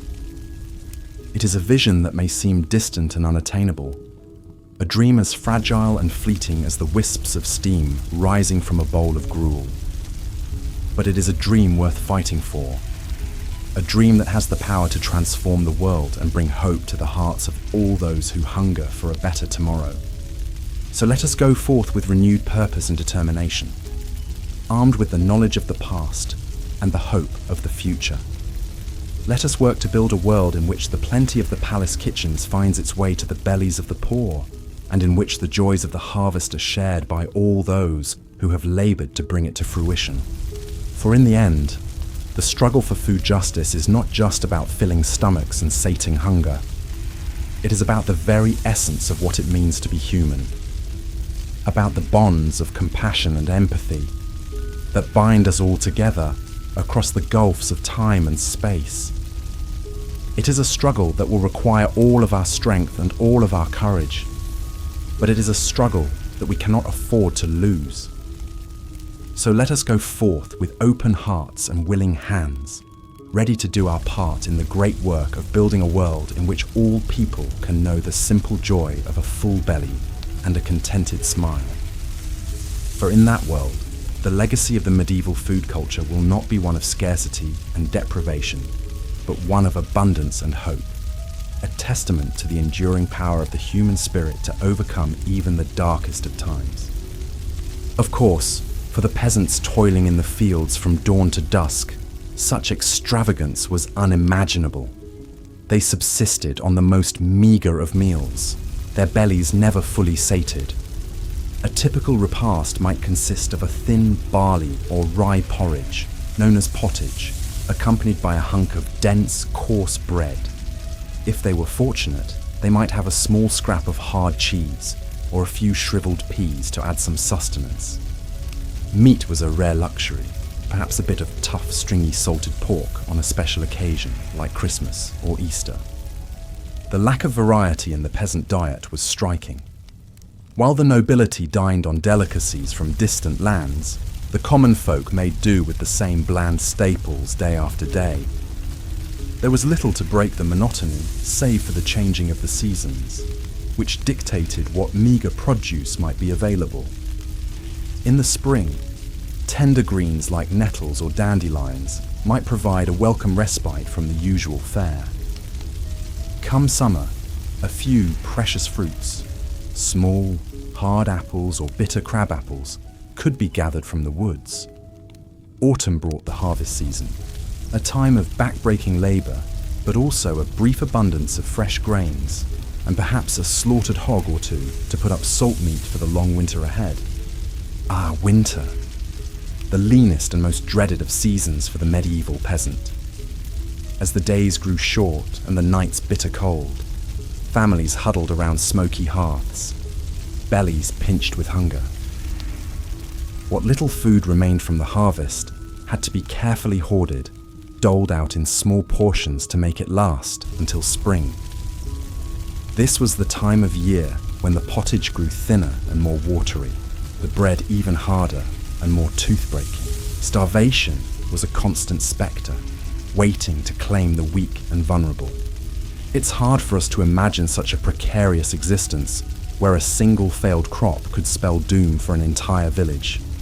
Yet for most people in the Middle Ages, this was the grim reality of daily life. They lived at the mercy of the elements, the nobility, and the often cruel whims of fate. A mouth to feed was a burden as much as a blessing, another empty belly to fill from limited resources. Even those slightly higher up the social ladder, like skilled craftsmen or prosperous freemen, rarely enjoyed much better fare than their poorer neighbours. A bowl of pottage might be enriched with a bit of precious butter or a scrap of meat. But the fundamental monotony remained. The same could be said for the monks in their abbeys and monasteries. While they generally ate better than the laity, subsisting on bread, cheese, fish, and ale, their diet was still quite Spartan by modern standards. Rich spices and exotic ingredients were reserved for the tables of the nobility. Speaking of ale, it was the common drink of the Middle Ages, consumed by young and old alike. Clean drinking water was often scarce, and the fermentation process provided some protection against waterborne illnesses. But even this small comfort could be adulterated by unscrupulous brewers stretching their product with unsavory additives. Dishonest bakers might do the same with bread, mixing the precious wheat flour with cheaper grains, bran, or even sawdust and chalk. Such deceits were officially frowned upon and could be harshly punished if discovered, but the desperate realities of the time made them all too common. This was a world where food was a daily struggle, a relentless cycle of toil and hunger for all but a privileged few. The nobles in their grand halls, dining on elaborately prepared dishes and fine wines, seemed to inhabit an entirely different plane of existence from the grimy, half-starved peasants working their lands. It was a stark divide, one that bred resentment and sometimes open rebellion. But more often, it bred a sort of grim resignation, an acceptance that this was simply the way things were. A peasant's lot was to suffer and endure, to eke out a meagre living from an unforgiving land and hope for a better life in the hereafter. Yet even in the midst of such hardship, there were small moments of respite and celebration. Holidays and feast days provided brief glimpses of plenty, when even the poorest might enjoy a bit of meat or a sweet pastry. Weddings, christenings, and other milestones were marked with communal meals, a chance for neighbours to come together and share what little they had. These fleeting moments of conviviality made the hard times more bearable, a reminder that even in the face of great adversity, the human spirit could endure. And endure they did, these hard-bitten medieval folk. They bore their burdens with a stoicism and tenacity that's hard to fathom from our modern vantage point. They faced each day with grim determination, knowing that survival depended on their own hard work and cunning. In a world where starvation was always lurking just around the corner, there was no room for idleness or self-pity. Perhaps that's why tales of great feasts and fantastical foods held such appeal in medieval popular culture. In a society where hunger was the norm, stories of tables groaning under the weight of succulent meats, fresh fruits, and sweet delicacies offered a tantalizing escape from reality. Myths and legends often featured magical cauldrons that never ran empty or enchanted lands where no one ever went hungry. These fanciful tales spoke to a deep, unquenchable yearning for plenty in a world defined by scarcity. But while the medieval peasant might dream of such wonders, their daily reality remained one of unrelenting hardship. The spectre of famine was never far away, ready to descend at the first sign of blight or drought. And even in good times, the diet of the common folk was woefully inadequate by modern nutritional standards. Heavy on grains and light on pretty much everything else, it left much of the population malnourished and susceptible to disease. This chronic malnutrition had far-reaching effects on medieval society. It stunted growth, weakened immune systems, and made childbirth even more perilous than it already was. It sapped strength and vitality, leaving peasants ill-equipped to handle the back-breaking labour that was their lot in life. And it contributed to the general sense of misery and desperation that hung over so much of the medieval world like a pall. Yet despite it all, life went on. Crops were planted and harvested, babies were born and raised, and the great wheel of existence kept turning. The medieval peasant might not have had much in the way of material comforts, but they had their faith, their family, and their community to sustain them. They found joy where they could, in the simple pleasures of a warm fire on a cold night or a full belly after the harvest feast. And they endured season after brutal season with a resilience and fortitude that's hard not to admire. So the next time you sit down to a meal, take a moment to savor the incredible variety and abundance at your fingertips. Spare a thought for your medieval ancestors who lived and died by the whims of the harvest. and be grateful for the centuries of progress and plenty that separate us from those grim, hungry times. Because while the medieval peasant might have dreamed of a magical land of endless feasts, we're lucky enough to live in a world where that dream is tantalizingly close to reality. And that's a privilege we should never take for granted. The plight of the medieval peasant was further compounded by the unbalanced nature of their diets. While the nobility feasted on a cornucopia of meats, fruits, and vegetables, the average serf subsisted on a meager fare dominated by grains. Porridge, gruel, and coarse bread formed the backbone of their sustenance, supplemented by whatever small morsels they could eke out from their labors. A typical peasant family might count themselves fortunate to have a cow, a pig, or a small flock of chickens. However, the milk, eggs, and meat these animals provided were a rare treat, reserved for special occasions or times of dire need. More often than not, any surplus was sold or paid as rent to their feudal lord, leaving little for the family's own consumption. Imagine, if you will, the stark contrast between a noble's lavish feast and a serf's humble meal. In the great hall of the castle, the tables groan under the weight of roasted meats, savory pies, exotic fruits, and fine cheeses.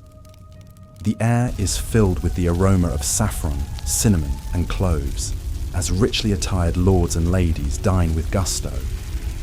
Meanwhile, in the cramped hovel of a peasant family, a pot of thin gruel bubbles over the fire. The mother carefully portions out the meager serving, ensuring each member of the family receives just enough to stave off the gnawing hunger in their bellies. The children's eyes widen at the sight of a small crust of bread, a precious addition to their usual fare. The unbalanced nature of the peasant diet took a heavy toll on their health. Malnutrition was rampant, weakening the immune system and leaving the population vulnerable to disease. Scurvy, caused by a lack of vitamin C, was a common affliction, leading to bleeding gums, loose teeth, and eventually death if untreated. In times of famine, known as seasons of dearth, the situation became even more dire. Crop failures due to drought, flooding, or pests could spell disaster for entire regions. With no reserves to fall back on, peasant families were left to starve, their weakened bodies succumbing to hunger and disease. One particularly harrowing tale comes from the chronicler Henry of Livonia, who described a famine in the early 13th century. He wrote of peasants driven to such desperation that they resorted to eating dogs, cats, and even the corpses of the dead. While such extreme measures were rare, they serve as a grim reminder of the precarious nature of life for the medieval peasantry. The unequal distribution of food in medieval society was a stark reflection of the rigid class hierarchy that defined the era.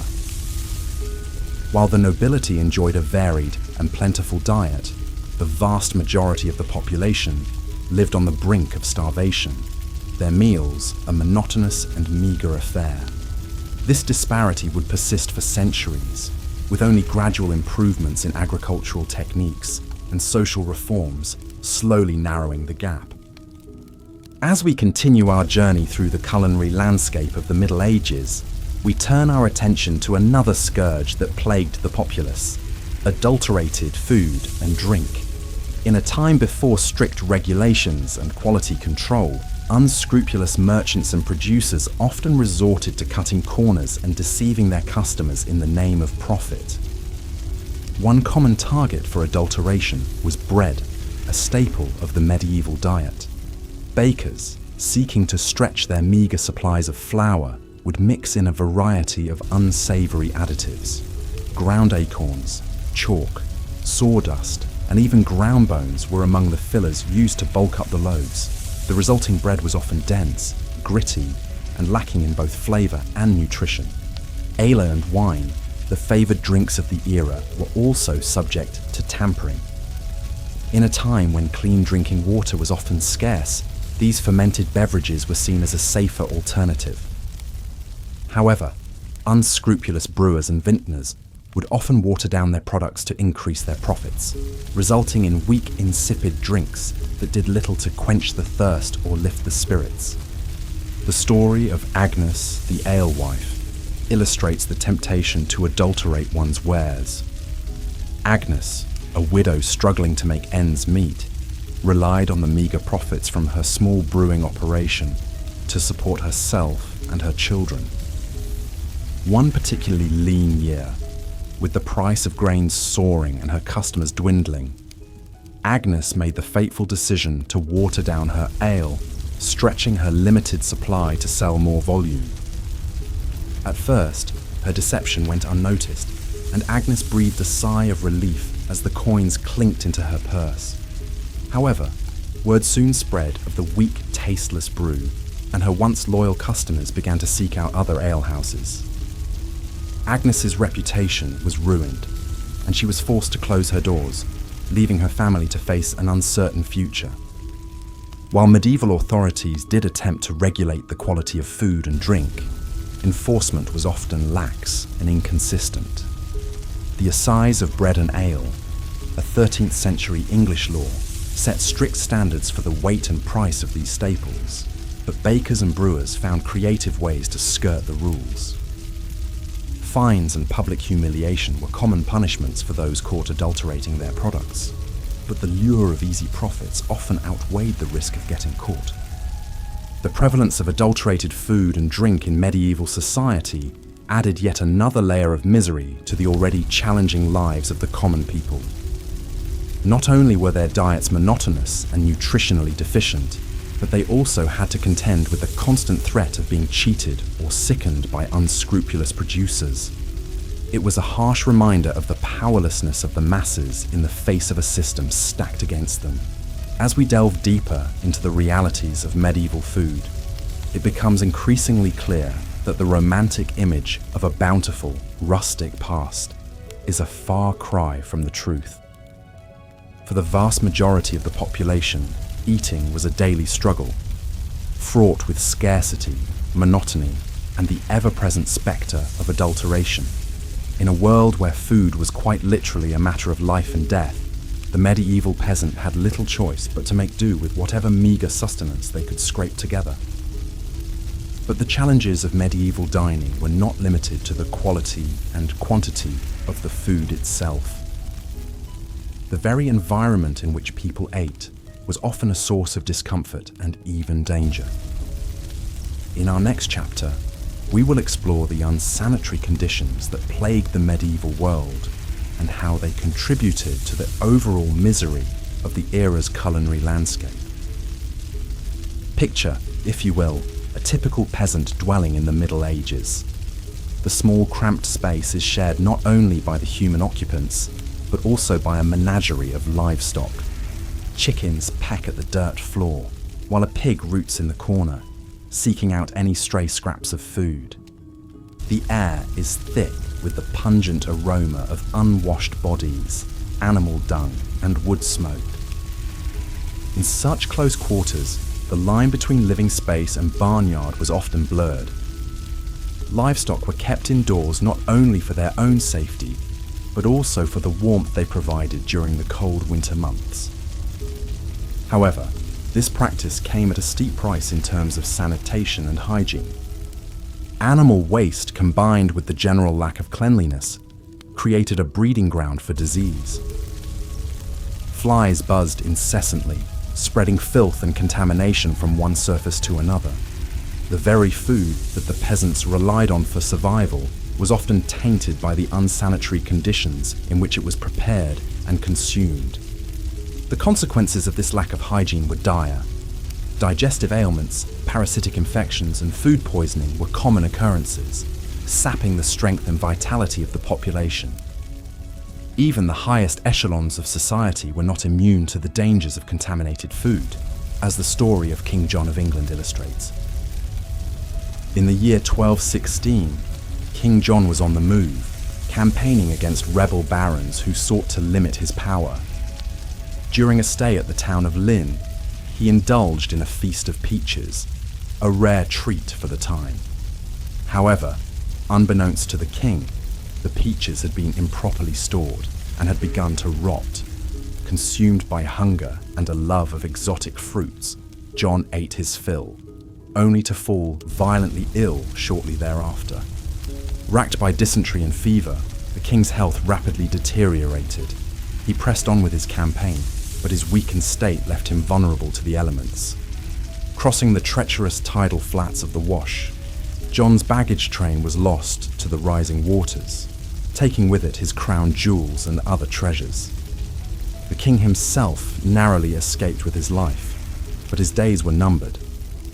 Less than 2 weeks later, he succumbed to his illness, his reign cut short by a simple meal of tainted fruit. King John's fate, while perhaps more dramatic than most, was not uncommon in a world where food safety was a rare luxury. The medieval landscape was a veritable minefield of potential hazards. From spoiled meat to contaminated water sources, even the air itself could be a source of danger, as the miasma theory of disease held sway.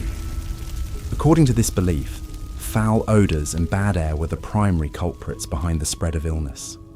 Medieval cities, with their narrow, winding streets and piles of festering garbage, were seen as particularly noxious environments. The stench of human waste, rotting food, and industrial pollution mingled together in a miasmatic brew that was believed to be the source of all manner of ailments.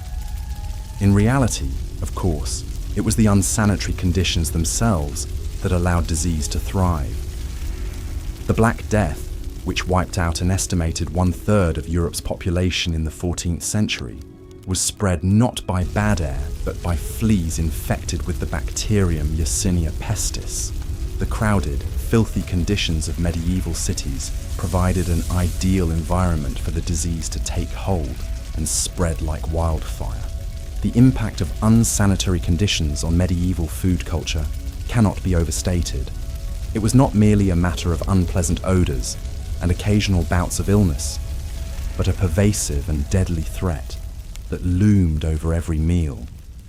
The simple act of eating, which we today take for granted as a pleasurable and nourishing experience, was fraught with danger and uncertainty for the average medieval peasant. In a world where even the most basic standards of hygiene were often lacking, food became not just a source of sustenance, but also a potential vector for disease and suffering. This, combined with the scarcity and monotony of the peasant diet, created a culinary landscape that was as bleak as it was unappetizing. As we continue our exploration of why food in medieval times sucked, it is important to remember that the challenges we have discussed so far, the lack of variety, the difficulty of preservation, the unbalanced diets, and the unsanitary conditions, were not the only factors at play. In our next chapter, we will turn our attention to the role of the church in shaping the culinary habits of the time, and how religious doctrine often compounded the already considerable hardships faced by the average medieval diner. But first, let us take a moment to reflect on the incredible resilience and adaptability of our ancestors. In the face of unimaginable adversity, they found ways to survive and even thrive, leaving behind a legacy that continues to shape our world to this day. As we tuck into our own meals, let us spare a thought for the medieval peasant, whose daily struggle for sustenance was a testament to the indomitable human spirit. For the medieval peasant, the hardships of daily life were compounded by the strict religious doctrines of the Catholic Church.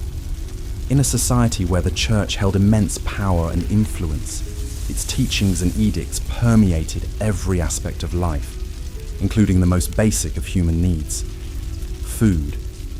Central to the Church's dietary restrictions were the concepts of fasting and abstinence. On designated days throughout the year, particularly during the season of Lent, the faithful were required to abstain from consuming meat and to limit their overall food intake. For the already undernourished peasantry, these restrictions could be particularly burdensome. Imagine, if you will, the plight of a poor peasant family during the 40 days of Lent, already subsisting on a meagre diet of gruel and bread. they were now expected to forego even the occasional scrap of salted pork or dried fish that provided a modicum of flavor and sustenance to their meals. The growling of empty stomachs became a constant companion as they struggled to maintain their piety in the face of gnawing hunger. The story of John and Matilda, a fictional but all too typical peasant couple, illustrates the hardships faced by many during this time. With a small plot of land and a few scrawny chickens, they barely managed to feed themselves and their 3 children during the best of times. When Lent arrived, they dutifully put away their meagre stores of preserved meat and resigned themselves to a diet of thin gruel and boiled turnips. As the days wore on, their energy flagged and their tempers frayed. The children, too young to understand the reasons behind their deprivation, cried incessantly from hunger.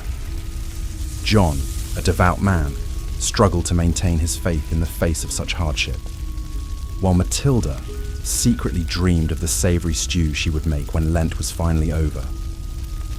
The couple's plight was not unique. Across the land, peasant families faced similar struggles, their already meagre diets further restricted by the dictates of the church. Some, driven by desperation, resorted to poaching in the royal forests, risking severe punishment if caught. Others simply went without, their bodies weakening and their spirits breaking under the weight of their devotion. While the intentions behind the church's dietary restrictions were ostensibly noble, to encourage spiritual reflection and penance, their impact on the peasantry was often dire. In a society already plagued by scarcity and inequality, the added burden of religious fasting could be the difference between life and death. Yet even in the midst of such hardship, there were glimmers of hope and compassion. Monasteries and abbeys, with their vast land holdings and well-stocked larders, often served as a source of food aid for the poor. Monks and nuns, bound by their vows of charity and hospitality, would distribute bread and ale to the hungry, providing a brief respite from the gnawing pain of an empty belly. One such story tells of a kind-hearted abbess named Hildegard, who, upon seeing the gaunt faces of the peasants who came to her abbey seeking alms, ordered her kitchens to prepare a hearty pottage of vegetables and barley to be distributed to all who asked. The grateful recipients, their spirits lifted by this unexpected act of kindness, returned to their homes with renewed strength and a glimmer of hope in their hearts. Such acts of compassion, however, were all too rare in a world where the divide between rich and poor was vast and unyielding. The church, for all its teachings of love and charity, was often complicit in maintaining the rigid social hierarchy that kept the peasantry in a state of perpetual poverty and hunger. As we reflect on the role of religion in shaping the culinary landscape of medieval Europe, it is important to recognize the complex interplay of faith, power, and social inequality that defined the era.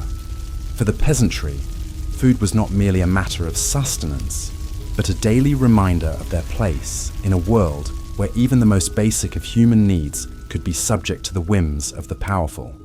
In our final chapter, we will explore the concept of the medieval feast and how it served as a stark contrast to the daily realities faced by the common people.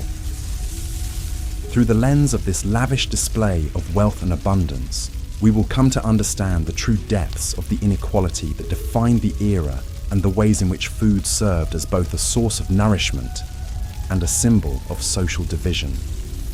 But first, let us pause for a moment and imagine ourselves in the place of the medieval peasant, their hunger a constant companion, and their faith tested by the unyielding dictates of the church.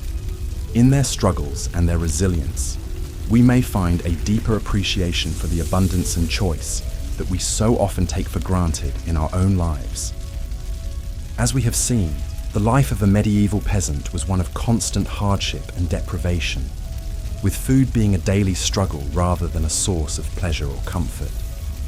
Yet, in stark contrast to this bleak reality, there existed another world entirely, that of the royal feast.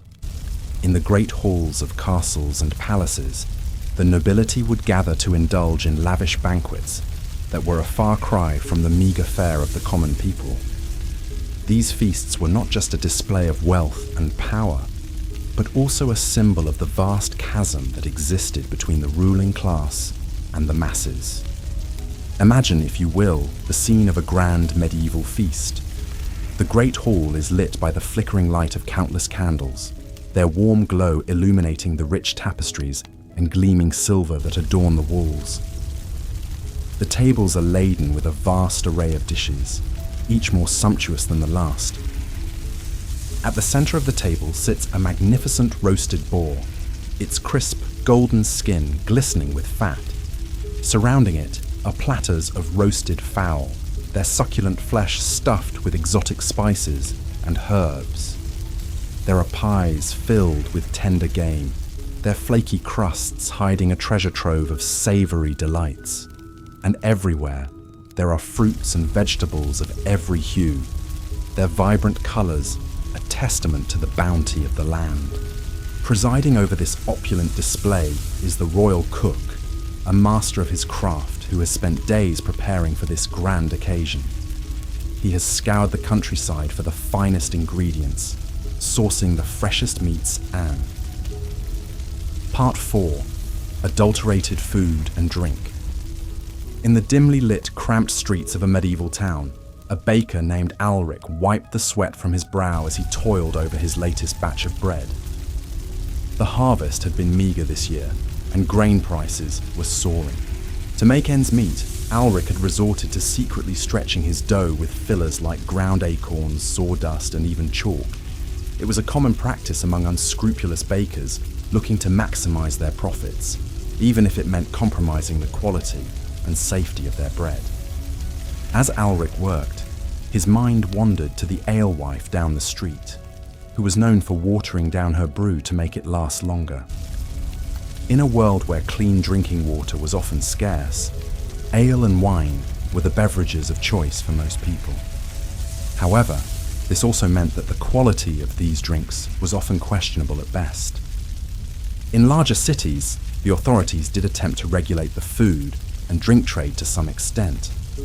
Ale tasters were employed to ensure that brews met a certain standard, and bakers found to be adulterating their bread could face fines or even public humiliation.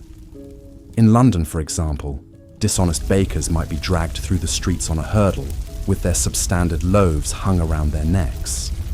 However, these regulations were often poorly enforced, and the punishments were not always a sufficient deterrent. Many bakers and brewers simply saw the fines as a cost of doing business and continued to cut corners wherever they could. For the average person, this meant that the food and drink they consumed were often of dubious quality. Bread that was supposed to nourish them might instead be filled with inedible or even harmful substances. Ale that was meant to quench their thirst might be so watered down that it provided little refreshment. It was just another hardship in a life already filled with challenges and uncertainties. As Alric pulled his latest batch of bread from the oven, he couldn't help but feel a twinge of guilt. He knew that his customers trusted him to provide them with honest, wholesome food. But in a world where survival often meant cutting corners and bending the rules, he felt he had little choice. He could only hope that his small deceptions went unnoticed and that his bread would provide some small comfort to those who ate it, even if it wasn't quite what it seemed. Part 5. Unsanitary conditions. In the year 1216, King John of England sat down to a lavish meal after a long day of hunting. As was customary, he was presented with a variety of dishes, including fruit, meat, and sweetmeats. However, unbeknownst to the king, the peaches he consumed that day were spoiled, likely due to improper storage and handling. Shortly after the meal, John fell violently ill with dysentery, a disease that would ultimately claim his life. While the exact cause of King John's death has been debated by historians, his story illustrates a stark reality of medieval life. Unsanitary conditions were rampant, and they took a serious toll on people's health and well-being. In many medieval households, Livestock were often kept inside the home for warmth and safety. While this arrangement provided some comfort and security, it also meant that homes were constantly contaminated with animal waste and vermin. Fleas, lice, and rats were common companions, spreading disease and making life miserable for the home's human occupants. The situation was even worse in medieval cities, where garbage and human waste were often simply dumped into the streets or nearby rivers. With no understanding of germ theory or the importance of hygiene, people lived in close proximity to filth and squalor, creating the perfect breeding ground for disease. The consequences of these unsanitary conditions were severe. Dysentery, like that which killed King John, was a common killer, spread through contaminated food and water. Other diseases, like typhoid fever, cholera, and even the dreaded Black Death, also thrived in the filthy conditions of medieval cities. For the average person, there was little escape from the constant threat of illness. Even the food they ate and the water they drank were often tainted with disease-causing microbes. In a world without antibiotics or modern medical knowledge, even a minor infection could quickly become life-threatening. The story of King John's death, while notable due to his status, was far from unique. For rich and poor alike, the spectre of disease and death was a constant presence, fueled in large part by the unsanitary conditions in which they lived. It was a grim reality of medieval life, and one that would persist for centuries until the advent of modern sanitation and hygiene practices. As the sun set over the medieval city, the stench of waste and decay hung heavy in the air. In the distance, the bells of the church tolled, a somber reminder of the many lives claimed by the filth and squalor of the streets. For the people of the city, it was just another day in a world where cleanliness was a luxury and disease was a constant companion. Part 6. The influence of the church. In a small cottage on the outskirts of a medieval village, a peasant family gathered around their meager evening meal.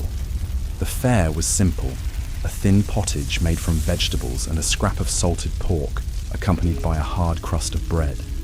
It was Lent, and the family was doing their best to honor the church's mandate to fast and abstain from meat during this holy season. For the peasants, the Lenten fast was a particularly difficult challenge. Their diets were already severely limited by their poverty and the scarcity of food. Giving up what little meat they had access to meant subsisting on an even more meager and monotonous diet than usual. The church's influence on medieval cuisine was significant and far-reaching. In addition to the Lenten fast, the church also mandated meatless days throughout the year, typically Wednesdays, Fridays, and Saturdays. For the wealthy, these restrictions were an inconvenience, but for the poor, they could mean the difference between a full belly and hunger. Despite the hardships imposed by the church's dietary rules, there were some small consolations. Monasteries and abbeys often provided food aid to the hungry as a form of charity. Monks and nuns would distribute bread, ale, and sometimes even meat to the poor, particularly on holy days and festivals. However, this charity was not always enough to alleviate the suffering of the peasantry. In times of extreme scarcity, some peasants resorted to poaching game from the royal forests, risking severe punishments if caught. The church, in collaboration with the secular authorities, strictly enforced these hunting bans, viewing poaching as a sin against God and a crime against the king. As the peasant family finished their meager Lenten meal, they bowed their heads in prayer, thanking God for what little they had. They knew that the fast would not last forever, and that Easter would bring a brief respite from the monotony and scarcity of their diet. But they also knew that the church's influence on their daily lives would continue long after Lent had ended. The cycle of fasting and feasting, of scarcity and abundance, was woven into the very fabric of medieval life, shaping not only what people ate, but how they lived and worshipped. In the grand cathedrals and humble parish churches, the priests preached the virtues of fasting and self-denial. But for the peasants, these virtues were not a choice, but a necessity. They lived their lives in the shadow of the church, their stomachs growling with hunger as they prayed for a better world to come. Part 4. Adulterated food and drink. Even when food was available, there was no guarantee it would be wholesome or pure. In a world without industry regulations or safety standards, deception and corner cutting ran rampant. Imagine the plight of the humble baker, eking out a living by selling his bread to the townsfolk. Desperate to stretch his meager supply of flour, he might resort to mixing in fillers like ground acorns, sawdust, or even chalk. While these additives may have bulked up the loaves, they certainly didn't make for a nutritious or appetizing meal. The bakers weren't the only culprits, though. Unscrupulous brewers and vintners were notorious for watering down their wares to maximize profits. In a time when clean drinking water was often scarce, people relied on ale and wine to quench their thirst, but the alcohol content of these beverages was often much lower than advertised, leaving the drinker unsatisfied and still parched.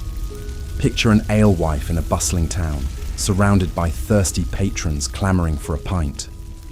She ladles out the weak, watery brew with a guilty conscience, knowing that she's cheating her customers. But what choice does she have? The taxes are high, the grain is expensive, and she needs to make ends meet somehow. She silently thanks the heavens that most of her clientele are already too drunk to notice the deception. It wasn't all selfish greed driving these acts of food fraud, though. In a society plagued by scarcity and hunger, many people simply couldn't afford to be picky. They'd gladly accept a loaf of bread filled with sawdust over no bread at all. And when crops failed and famine struck, people resorted to eating whatever they could get their hands on just to survive. Grass, roots, even tree bark. Attempts were made by authorities to crack down on food adulterators. In England, the Assize of Bread and Ale in the 13th century set out harsh penalties for bakers and brewers caught cheating their customers. Fines, public humiliation, even corporal punishment awaited those who dared to tamper with the purity of the staples. But with limited means of enforcement and the constant pressure of scarcity, such laws did little to stem the tide of food fraud in the medieval world. So the next time you bite into a fresh, crusty baguette or sip a cool, crisp lager, take a moment to appreciate how far we've come. In our world of abundant food choices and stringent quality control, it's easy to forget that for our medieval ancestors, every morsel was a gamble, and a full belly was never a guarantee. Their daily sustenance was often as much a product of deception and desperation as it was of nourishment and pleasure. Part 5. Unsanitary conditions. Beyond the challenges of scarcity, spoilage, and adulteration, the people of the Middle Ages also had to contend with the ever-present spectre of disease. In a world without germ theory or modern sanitation, food and water were often tainted with dangerous pathogens, turning every meal into a potential game of Russian roulette. The very living conditions of medieval people conspired against any notions of food safety.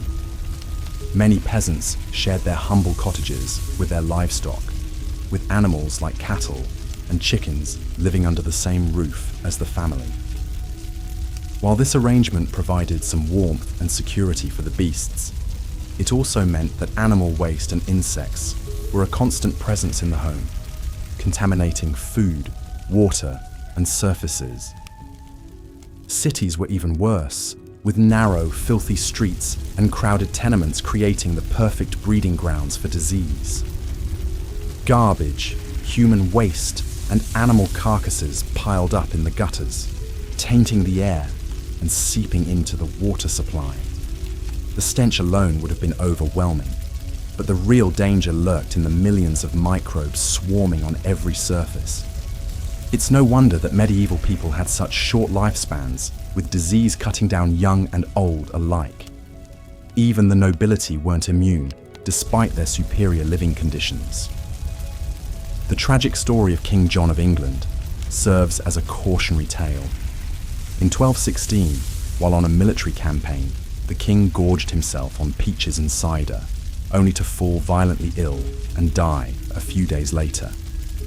Chroniclers at the time attributed his death to gluttony, but modern historians suspect that the real culprit was more likely food poisoning from contaminated fruit. The greatest scourge of the medieval world, the Black Death, was in part enabled by the unsanitary conditions that people lived in. The plague was spread by rats and fleas, which thrived in the squalor of medieval cities and towns. With garbage and waste piling up and hygiene standards virtually non-existent, it was only a matter of time before the pestilence took hold, wiping out a third of Europe's population. It's a grim picture, but it's important to remember that medieval people weren't ignorant or unconcerned about cleanliness. They may not have understood the science behind disease transmission, but they recognized the importance of keeping food and water clean. Monasteries and hospitals often had strict hygiene rules, and medieval housewives took great pride in keeping their homes as spotless as possible. But in a world without refrigeration, proper sewage systems, or clean running water, there was only so much that could be done. Every day was a battle against the forces of decay and contamination, and all too often, those forces won out. So the next time you enjoy a meal in a clean modern kitchen, spare a thought for your medieval ancestors who fought that battle every day of their lives, with the odds stacked firmly against them. Part 6. The influence of the Church. In the medieval world, the Catholic Church loomed large over every aspect of life, and food was no exception. For the faithful, the religious calendar dictated what could be eaten and when, adding an extra layer of complexity to an already challenging food landscape. The Church mandated strict fasting and abstinence rules, particularly during the penitential season of Lent. For 40 days before Easter, meat was strictly off the menu, as were dairy products, eggs, and even olive oil in some regions. Fish was sometimes permitted, but for many poor peasants, even that was a luxury they could ill afford. Imagine the struggle of a peasant family, already living on the brink of starvation, faced with the prospect of giving up what little meat and dairy they had for the sake of spiritual purity. The growling stomachs and weakened bodies were a small price to pay, they were told, for the promise of eternal salvation. But that was cold comfort for a mother watching her children grow thin and listless from hunger.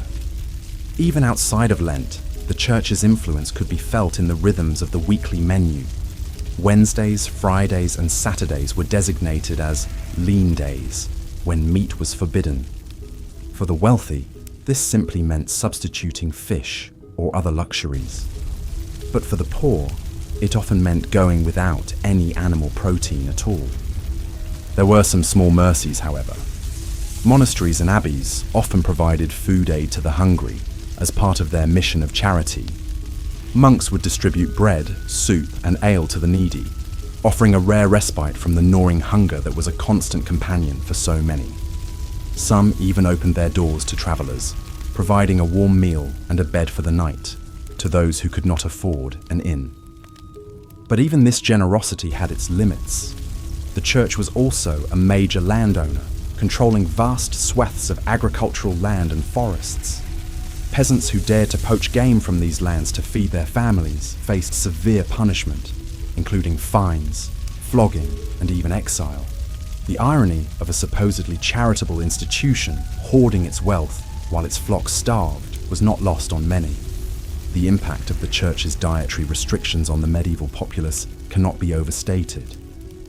For people already struggling to find enough to eat, the added burden of religious fasting and abstinence could be the difference between life and death. And yet, the fear of eternal damnation was a powerful motivator, driving people to endure even the most extreme privations for the sake of their immortal souls. Today, we may look back on these practices as archaic and even cruel, but for medieval people, they were a fundamental part of the fabric of life. The Church's hold on the hearts and minds of the faithful was unquestioned, and its dictates carried the weight of divine law. To defy them was to risk not only earthly punishment, but the fires of hell itself. And so, with gritted teeth and growling bellies, the people of the Middle Ages soldiered on, secure in the knowledge that their suffering would be rewarded in the world to come. And so we come to the end of our journey, through the dismal depths of medieval cuisine. It's a testament to human resilience that people manage to survive, and even thrive at times, on such a meager and unreliable food supply. The scarcity, the spoilage, the sheer monotony of gruel and gruel again. It's enough to make one grateful for the simple pleasure of a crisp apple or a well-spiced curry. Can you imagine the astonishment on a medieval peasant's face if they were transported to a modern supermarket? The gleaming aisles packed with more food than a king's banquet hall, the rainbow of fresh fruits and vegetables in the produce section, the fragrant loaves of bread that would have seemed like manna from heaven to a hungry serf, and the sheer abundance of it all, enough food to feed a village, all under one roof. Of course, we still face challenges in our modern food system. Inequality, waste, environmental degradation. These are all issues that we must grapple with. But we have also made incredible strides since the days of rancid meat pies and turnip gruel. We have a greater understanding of nutrition, of food safety, of the importance of variety and balance in our diets. We have the ability to preserve and transport food across great distances, to enjoy flavors from around the world in our own kitchens. So the next time you sit down to a meal, take a moment to savor it. Appreciate the complex interplay of flavors, the freshness of the ingredients, the skill of the preparation, and spare a thought for our medieval ancestors who endured so much hardship and hunger in the face of such scarcity. And with that, we come to the end of our boring history of medieval food. I hope it has provided some interesting context to your understanding of the past, and perhaps even lulled you into a peaceful slumber. If you enjoyed this video, please consider giving it a like and subscribing to the channel for more soporific historical content. Until next time, sweet dreams.